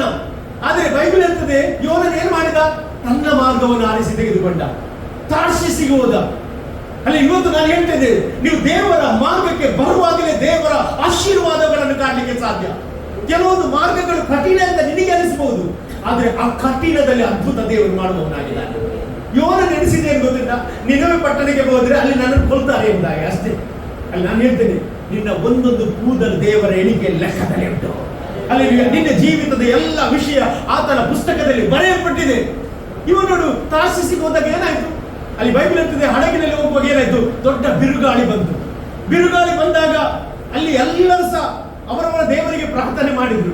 ಕೊನೆಗೆ ಯೋನನ ಹತ್ರ ಬಂದು ಹೇಳಿದ್ರೆ ಏನಂತ ಹೇಳಿದ್ರೆ, ಈ ಬಿರುಗಾಳಿ ಶಾಂತವಾಗಬೇಕಾದ್ರೆ ಏನ್ ಮಾಡ್ಬೇಕಂತ ಹೇಳುವಾಗ ಯೋನನೇ ಮಾತನಾಡಲಿಕ್ಕೆ ಸ್ಟಾರ್ಟ್ ಮಾಡ್ತಾನೆ. ಇದಕ್ಕೆ ಕಾರಣ ನಾನು ದೇವರ ಮಾರ್ಗವನ್ನು ಬಿಟ್ಟು ನನ್ನ ಮಾರ್ಗದಲ್ಲಿ ಹೋದೆ, ಆದುದರಿಂದ ಈ ಬಿರುಗಾಳಿ ಬಂತು ಎಂಬುದಾಗಿ ಹೇಳುವಾಗ ಅವನನ್ನು ಆ ಸಮುದ್ರಕ್ಕೆ ಹಾಕುವಾಗ ಏನಾಯ್ತು? ಬಿರುಗಾಳಿ ನಿಂತು ಹೋಯಿತು. ಯೋನನು ಎಲ್ಲಿದ್ದ? 3 ದಿವಸ ಏನ್ ಮಾಡ್ತಾನೆ? ಆ ಮೀನಿನ ಹೊಟ್ಟೆ ಒಳಗೆ ಹೋಗ್ತಾನೆ. ಆಗ ಏನ್ ಮಾಡ್ತಾನೆ? ಅವನು ದೇವರ ಹತ್ರ ಕೂಗ್ತಾನೆ. ಏನ್ ಕೂಗ್ತಾನೆ ಅಂತೇಳಿ, ದೇವರೇ ನನ್ನ ಮಾರ್ಗದಲ್ಲಿ ಹೋದೆ, ನನ್ನನ್ನು ಕ್ಷಮಿಸು, ನನಗೆ ಈ ಒಂದು ಕಠಿಣವಾದ ಪರಿಸ್ಥಿತಿಗೆ ಹೋಗ್ತಾ ಇದ್ದೇನೆ, ದೇವರೇ ನಿನ್ನ ಮಾರ್ಗವೇ ಸತ್ಯ ಎಂಬುದಾಗಿ ಅವನು ಹೇಳುವಾಗ ದೇವರ ವಾಕ್ಯ ಇರ್ತದೆ, ಅವನನ್ನು ಏನ್ ಮಾಡ್ತಾರೆ? ಮೀನು ಏನ್ ಮಾಡ್ತಾರೆ? 3 ದಿವಸ ಇಟ್ಕೊಂಡು ಏನ್ ಮಾಡ್ತದೆ? ಅಲ್ಲಿ ಏನು ದಡಕ್ಕೆ ಆಗ್ತದೆ ಅವರ ಹೊಟ್ಟೆ ಒಳಗೆ. ನಿಮಗೆ ಗೊತ್ತುಂಟ, ತಿಮಿಂಗಿಲದಲ್ಲಿ ಏನುಂಟು ಗೊತ್ತುಂಟ? ಒಂದು ಕರಗಿಸುವ ಒಂದು ಶಕ್ತಿ ಉಂಟು. ಆಮೇಲೆ ಅಲ್ಲಿ ಅಂದ್ರೆ ಅದರಲ್ಲಿ ಅದು ಏನಾಗ್ತದೆ? ಅದರ ಹೊಟ್ಟೆ ಒಳಗೆ ಹೋದ್ರೆ ಏನಾಗ್ತದೆ? ಕರಗಿ ಹೋಗ್ತಾರೆ. ಆದ್ರೆ ಯೋನ 3 ದಿವಸ ಇದ್ರು ಸಹ ಅವನು ಏನಾಗ್ಲಿಲ್ಲ? ಕರಗಿ ಹೋಗ್ಲಿಲ್ಲ. ಅವನ ಯಾವ ಬಾಡಿ ಏನಾಗ್ಲಿಲ್ಲ, ಡ್ಯಾಮೇಜ್ ಆಗಲಿಲ್ಲ. ಕಾರಣ ಏನು ಗೊತ್ತಿಲ್ಲ, ಅವನು ದೇವರ ಮಾರ್ಗದ ಕಡೆಗೆ ಬಂದ. ಇವತ್ತು ನೀವು ದೇವರ ಮಾರ್ಗದ ಕಡೆಗೆ ಬರುವಾಗ ದೇವರು ನಿಮ್ಮನ್ನು ಆಶೀರ್ವಾದ ಮಾಡುವ ದೇವರಾಗಿದ್ದಾರೆ. ಹಲ್ಲೆಲೂಯಾ. ಕರ್ತನಿಗೆ ಸ್ತೋತ್ರವಾಗಲಿ. ಇವತ್ತು ನಮಗೆ ಗೊತ್ತಿದ್ದು ಗೊತ್ತಿಲ್ಲದೆ ನಾವು ಬೇರೆ ಮಾರ್ಗದಲ್ಲಿ ಹೋಗಿದ್ರೆ ಇವತ್ತು ದೇವರ ಹತ್ರ ಕೇಳುವ, ದೇವರೇ ನಿನ್ನ ಮಾರ್ಗವನ್ನು ನನಗೆ ತೋರಿಸು, ನೀನು ಒಪ್ಪುವ ದಾರಿಯಲ್ಲಿ ನನ್ನ ನಡೆಸಿ ಎಂಬುದಾಗಿ. ಹಲ್ಲೆಲೂಯಾ. ಸಂಸೋನನ ಬಗ್ಗೆ ನಮಗೆಲ್ಲರಿಗೂ ಗೊತ್ತುಂಟು. ಸಂಸೋನನ ತಂದೆ ಹೆಸರೇನು? ಮನೋಹ. ಅವನ ಹೆಂಡತಿಗೆ ಮಕ್ಕಳಿರಲಿಲ್ಲ, ಬಂಜೆಯಾಗಿದ್ದಂತೆ. ಒಂದು ದಿವಸ ಆ ಮನೋಹನ ಹೆಂಡತಿ ಹತ್ರ ದೇವದೂತನು ಪ್ರತ್ಯಕ್ಷನಾಗಿ ಹೇಳ್ತಾನೆ ಏನಂತ ಹೇಳಿದ್ರೆ, ನಿನಗೊಬ್ಬ ಮಗನನ್ನು ಕೊಡ್ತೇನೆ, ಹಲ್ಲೆಲೂಯಾ. ಆ ಮಗನು ಪ್ರತಿಷ್ಠಿತನು, ದೇವರಿಗೆ ಪ್ರತಿಷ್ಠಿತನು. ಅವನು ಫಿಲಿಷ್ಟಿಯರನ್ನು ಕಾಯ್ತಾನೆ, ಫಿಲಿಷ್ಟಿಯರನ್ನು ರಕ್ಷಿಸ್ತಾನೆ ಎಂಬುದಾಗಿ ಹೇಳುವಾಗ ಅವಳು ಏನ್ ಮಾಡ್ತಾಳೆ ಅಂತ ಹೇಳಿದ್ರೆ ಗಂಡನ ಹತ್ರ ಹೇಳ್ತಾಳೆ. ಗಂಡಗೆ ಸಹ ಆಶ್ಚರ್ಯವಾಗ್ತದೆ, ಯಾರು ಅದು ಎಂಬುದಾಗಿ ಅವರು ಪರೀಕ್ಷೆ ಮಾಡ್ಲಿಕ್ಕೆ ಬರುವಾಗ ತಿರುಗಿ ಅವನು ಪ್ರತ್ಯಕ್ಷವಾಗಿ ಹೇಳ್ತಾನೆ, ಅಲ್ಲಿ ನಾನು ಮಗುವನ್ನು ಕೊಡುತ್ತೇನೆ, ಆ ಮಗು ಪ್ರತಿಷ್ಠಿತನಾಗಬೇಕು, ದೇವರಿಗೆ ಪ್ರತಿಷ್ಠಿತನಾಗಬೇಕು ಎಂಬುದಾಗಿ ಹೇಳಿ ಮಾಯವಾದನು. ಮಾತ್ರವಲ್ಲ, ಬೈಬಲ್ ಹೇಳ್ತದೆ ಅಂತ ಹೇಳಿದ್ರೆ ಅದೇ ರೀತಿ ಒಬ್ಬ ಮಗು ಹುಟ್ಟಿದ, ಅವನ ಹೆಸರು ಸಂಸೋನನು ಎಂಬುದಾಗಿ. ಈ ಸಂಸೋನನು ಬೆಳೆಯುವಾಗ ಅಭಿಷಕ್ತನಾಗಿ ಬೆಳೆದ. ನಮಗೆಲ್ಲ ಗೊತ್ತು, ಫಿಲಿಸ್ಟಿಯರನ್ನು ಏನ್ ಮಾಡಿದವನು, ಅವನೆಲ್ಲ ಸೋಲಿಸಿದ, ಅವನು ಎಲ್ಲ ಯುದ್ಧದಲ್ಲಿ ಫಿಲಿಸ್ಟಿಯರನ್ನು ಸೋಲಿಸಿದ. ಕತ್ತಿಯ ದವಡೆಯನ್ನು ಇಟ್ಕೊಂಡು ಏನ್ ಮಾಡಿದ, ಸಾವಿರಾರು ಜನರನ್ನು ಕೊಂದ ಅಂತ ಬೈಬಲ್ ಹೇಳ್ತದೆ. ನೋಡಿ, ಇಂಥ ಒಂದು ಸಂಸೋನನು ಅಭಿಷಕ್ತನಾಗಿದ್ದ, ಆದರೆ ಅವನು ದೆಲೀಲ ಎಂಬ ಒಂದು ಸೂಳೆಯ ಸಹವಾಸ ಮಾಡಿದ, ಅಂದ್ರೆ ಸೈತಾನನ ಮಾರ್ಗವನ್ನು ಅವನು ಆರಿಸಿಕೊಂಡ. ಇವತ್ತು ಅನೇಕರ ಜೀವಿತದಲ್ಲಿ ಒಳ್ಳೆಯವರಾಗಿರ್ತೇವೆ, ಆದ್ರೆ ನಮ್ಮ ಮಾರ್ಗಗಳು ಡೈವರ್ಟ್ ಆದಾಗ ನಮ್ಮ ಜೀವಿತದಲ್ಲಿ ದೇವರ ಒಂದು ಕೋಪ ಬರ್ತದೆ. ಹಲ್ಲೆಲೂಯಾ.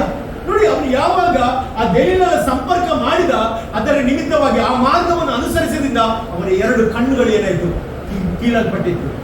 ಅವನು ಬೆತ್ತಲೆ ಆದ, ಅವನು ನೆಗೆಪಾಟಗಾದ. ಇವತ್ತು ನಾನು ಏನ್ ಹೇಳ್ತೇನೆ ಅಂತ ಹೇಳಿದ್ರೆ, ದೇವರ ಮಾರ್ಗ ಅದು ನಮ್ಮನ್ನು ಉನ್ನತಿಗೆ ನಡೆಸುವಂತದ್ದಾಗಿದೆ. ದೇವರ ಮಾರ್ಗ ಯಾವಾಗ ಸಹ ನನ್ನನ್ನು ಕೆಳಗೆ ಹಾಕುವುದಿಲ್ಲ ಪ್ರಿಯರೇ. ನಾನು ಹೇಳ್ತೇನೆ, ದೇವರ ಮಾರ್ಗ ನಮ್ಮನ್ನು ಆಶೀರ್ವಾದ ಮಾಡುವ ಮಾರ್ಗವಾಗಿದೆ. ಇವತ್ತು ಕಷ್ಟ ಆದ್ರೂ ತೊಂದರೆ ಇಲ್ಲ, ಆ ಮಾರ್ಗದಲ್ಲಿ ನೀವು ನಡೆಯಿರಿ. ಆ ಮಾರ್ಗದಲ್ಲಿ ಆಶೀರ್ವಾದವನ್ನು ದೇವರು ಇಟ್ಟಿದ್ದಾನೆ. ಇವತ್ತಿನ ಕೀರ್ತನೆಗೋಸ್ಕರ ನಾನು ದೇವರಿಗೆ ಸ್ತೋತ್ರ ಹೇಳ್ತೇನೆ. ಆ ಕೀರ್ತನೆಯಲ್ಲಿ ನೋಡಿ, 33ನೇ ಕೀರ್ತನೆಯಲ್ಲಿ ನೀವು ಗಮನಿಸುವುದಾದ್ರೆ ಅದರಲ್ಲಿ 8ನೇ ವಾಕ್ಯ ಓದಿ ನೋಡಿ.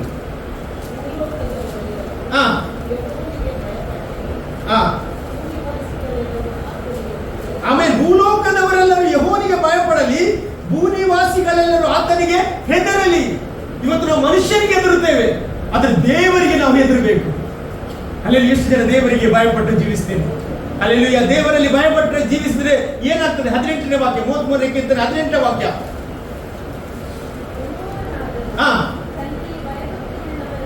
ನೋಡಿ, ಅಲ್ಲಿ ಬೈಬಲ್ ಯೆಹೋವನಾದರೂ ತನ್ನಲ್ಲಿ ಭಯಭಕ್ತಿಯುಳ್ಳವರನ್ನು ಕಟಾಕ್ಷಿಸುತ್ತಾನೆ, ತನ್ನ ಕೃಪೆಯನ್ನು ನಿರೀಕ್ಷಿಸುವವರನ್ನು ಲಕ್ಷಿಸುತ್ತಾನೆ. ನೋಡಿ, ಅವರ ಪ್ರಾಣವನ್ನು ಮರಣದಿಂದ ತಪ್ಪಿಸುವುದು. ನೋಡಿ, ಬರಗಾಲದಲ್ಲಿಯೂ ಅವರ ಜೀವವನ್ನು ಉಳಿಸುವರು ಎಂಬುದಾಗಿ. ಅಲ್ಲಿ ಹಾಗಾದ್ರೆ ಇವತ್ತು ನಾನು ಹೇಳ್ತೇನೆ, ನೀವು ದೇವರ ಮಾರ್ಗದಲ್ಲಿ ಬರುವಾಗ ದೇವರು ಮರಣದಿಂದ ಬಿಡಿಸುತ್ತಾನೆ. ಅಲ್ಲಿ ಬರಗಾಲದಿಂದ ಆತನು ಬಿಡಿಸುವವನಾಗಿದ್ದಾನೆ. ಯಾಕಂತ ಹೇಳಿದ್ರೆ ನನ್ನ ದೇವರು ಜೀವಿಸುವ ದೇವರಾಗಿದ್ದಾನೆ.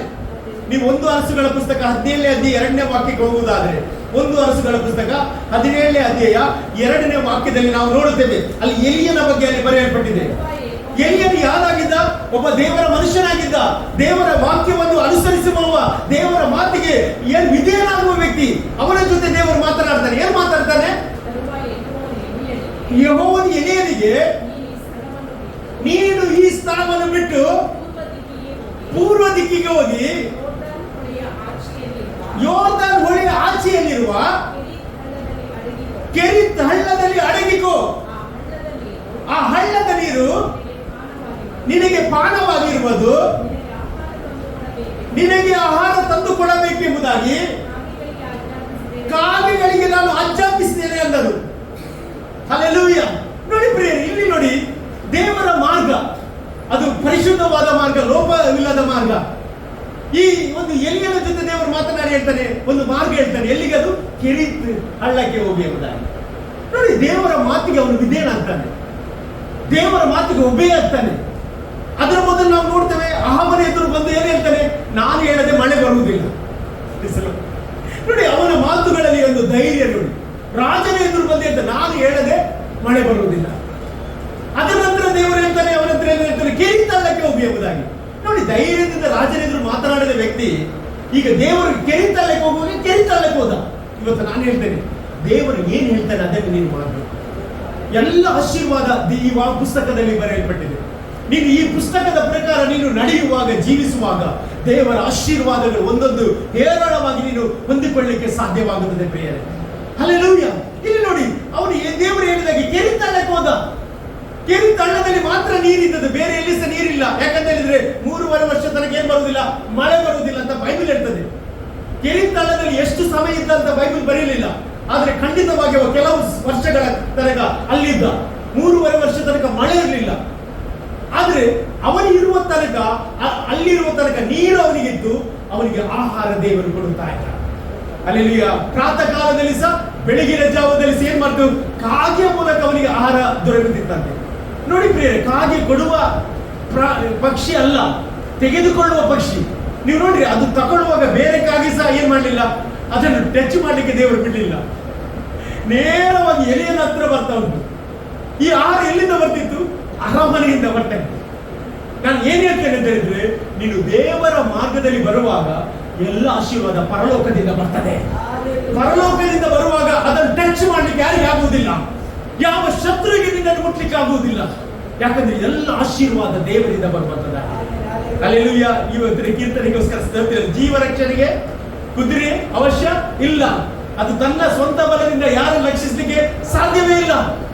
ಆಮೇಲೆ ಅಲ್ಲೆಲ್ಲೂಯ್ಯ. ನಾನು ಏನ್ ಹೇಳ್ತೇನೆ ಅಂತ ಹೇಳಿದ್ರೆ, ನಮ್ಮನ್ನು ರಕ್ಷಿಸುವ ದೇವರು ಒಬ್ಬನೇ, ಅದು ನಮ್ಮನ್ನು ನಾವು ಆರಾಧಿಸುವ ಕರ್ತನಾಗಿದ್ದಾರೆ. ಅವನ ಮೇಲೆ ಮಾತ್ರ ನಾವು ಭರವಸೆ ಬಿಡಬೇಕು, ಅವರ ಮೇಲೆ ಮಾತ್ರ ನಾವು ವಿಶ್ವಾಸವಿಡಬೇಕು. ನೋಡಿ ಪ್ರಿಯರೇ, ಪ್ರತಿ ಸಾರಿ ಅವನಿಗೆ ಆಹಾರದ ಕೊರತೆ ಆಗಿದಾಗೆ ದೇವರಲ್ಲಿ ಅವನು ಕಾದು ಕಾಪಾಡಿದ. ನಂತರ ಆ ಕೆರಿತಲ್ಲದ ನೀರು ಖಾಲಿ ಆದ ಮೇಲೆ ದೇವರು ಅವನ ಹತ್ರ ತಿರುಗಿ ಮಾತನಾಡ್ತಾನೆ ಏನಂತ ಹೇಳಿದ್ರೆ, ನೀವು ಎಲ್ಲಿಗೆ ಹೋಗ್ಬೇಕು? ಚಾರಾತೆ ಊರಿಗೆ ಹೋಗ್ಬೇಕು. ಆಮೇಲೆ ದೇವರ ಮಾರ್ಗ, ನಾನು ಹೇಳ್ತೇನೆ, ಆ ಮಾರ್ಗದಲ್ಲಿ ಅವನು ನಡೆದ. ಇವತ್ತು ನೀವು ದೇವರ ಮಾರ್ಗದಲ್ಲಿ ನಡೆಯುವಾಗ ನಿಮ್ಮ ಜೀವಿತದಲ್ಲಿ ದೊಡ್ಡ ಆಶೀರ್ವಾದ ದೇವರು ತರುವವನಾಗಿದ್ದಾರೆ. ಅಲ್ಲೆಲ್ಲೂಯ್ಯ. ನೋಡಿ, ಆ ಮಾರ್ಗದಲ್ಲಿ ಹೋಗುವಾಗ ಏನಾಯ್ತು? ಬೈಬಲ್ ಹೇಳ್ತಾರೆ, ಅವನು ಹೋಗುವಾಗ ಆ ವಿಧವೆ ಏನ್ ಮಾಡ್ತಿದ್ಲು? ಕಟ್ಟಿಗೆ ಏನ್ ಮಾಡ್ತಿದ್ಲು? ಕುಡಿಸ್ತಿದ್ದಂತೆ. ಆಗ ಅವನು ಏನ್ ಕೇಳಿದ್ದು ಗೊತ್ತಿಲ್ಲ ಅವಳ ಹತ್ರ? ನೀರು ಕೊಡಿ, ಒಂದು ತೊಗು ನೀರು ಕೊಡಿ ಎಂಬುದಾಗಿ. ನೋಡಿ, ಅವಳ ಮನೆಯಲ್ಲಿ ಸೇರಿತ್ತು, ನೀರಿತ್ತು. ಆಗ ಅವನು ನೀರು ತಗೊಂಡ ಮೇಲೆ ಏನ್ ಹೇಳ್ತಾರೆ? ಒಂದು ರೊಟ್ಟಿಯನ್ನು ನನಗೆ ಮಾಡಿಕೊಳ್ಳುವುದು ಅಂತ. ಆಗ ಅವಳು ಏನ್ ಹೇಳ್ತಾರೆ ಗೊತ್ತಿಲ್ಲ? ಅಲ್ಲಿ ಅವಳು ಒಂದು ಮಾತು ಹೇಳ್ತಾಳೆ ಏನಂತ ಹೇಳಿದ್ರೆ, ನಮ್ಮ ಹತ್ರ ಯಾವ ರೊಟ್ಟಿ ಸಹ ಇಲ್ಲ, ಇವತ್ತಿಗೆ ಮಾತ್ರ ನಮಗೆ ರೊಟ್ಟಿ ಉಂಟು, ನಾಳೆ ನಾವು ಏನ್ ಮಾಡ್ತೇವೆ? ಸಾಯ್ಲಿಕ್ಕೆ ಹೋಗ್ತಾ ಇದ್ದೇವೆ. ಒಂದು ಮರಣದ ಮನೆ ಆಗ್ಲಿಕ್ಕೆ ಹೋಗುವ ಮನೆಯನ್ನು ದೇವರು ಏನ್ ಮಾಡ್ತಾರೆ? ಒಂದು ಆಶೀರ್ವಾದದ ಮನೆಯಾಗಿ ಮಾರ್ಪಡಿಸ್ತಾನೆ. ಇವತ್ತು ನೀನು ದೇವರ ಮಾರ್ಗಕ್ಕೆ ಬರುವಾಗ ನಿನ್ನ ಮನೆ ಒಂದು ಆಶೀರ್ವಾದದ ಮನೆಯಾಗಿ ದೇವರು ಮಾರ್ಪಡಿಸ್ತಾನೆ. ನಿನ್ನ ಮನೆ ಜೀವದ ಮನೆಯಾಗಿ ಮಾರ್ಪಡಿಸುತ್ತಾನೆ. ಯಾಕಂತ ಹೇಳಿದ್ರೆ ದೇವರ ಮಾತಿನಲ್ಲಿ ಶಕ್ತಿ ಉಂಟು, ದೇವರ ವಾಕ್ಯದಲ್ಲಿ ಬಲ ಉಂಟು. ಆಮೇಲೆ ನೋಡಿ, ಆಗ ಅವಳು ಹೇಳ್ತಾಳೆ ಏನಂತ ಹೇಳಿದ್ರೆ, ಒಂದು ರೊಟ್ಟಿ ಮಾಡಿ ಅಂತ ಹೇಳುವಾಗ ಏನ್ ಮಾಡ್ತಾಳೆ ಅವಳು? ಆ ರೊಟ್ಟಿ ಮಾಡಿ ಕೊಡುವಾಗ ಅಲ್ಲಿ ದೇವರ ಮನುಷ್ಯ ಹೀಗೆ ಹೇಳ್ತಾನೆ ಏನಂತ ಹೇಳಿದ್ರೆ, ನಿನ್ನ ಮನೆ ಹಿಟ್ಟು ಖಾಲಿ ಆಗುವುದಿಲ್ಲ, ಎಣ್ಣೆ ಖಾಲಿ ಆಗುವುದಿಲ್ಲ ಅಂತ. ನೋಡಿ ಪ್ರಿಯರೇ, ಅವನು ಯಾರ ಮನೆಯಲ್ಲಿದ್ದ? ಆ ಚಾರತೆ ಊರಿನ ಆ ವಿಧವೆಯ ಮನೆಯಲ್ಲಿದ್ದ. ಅಲ್ಲಿ ಸಹ ಏನಾಗ್ಲಿಲ್ಲ, ಯಾವ ಒಂದು ಅವನಿಗೆ ಏನಾಗ್ಲಿಲ್ಲ, ಕೊರತೆ ಆಗಲಿಲ್ಲ.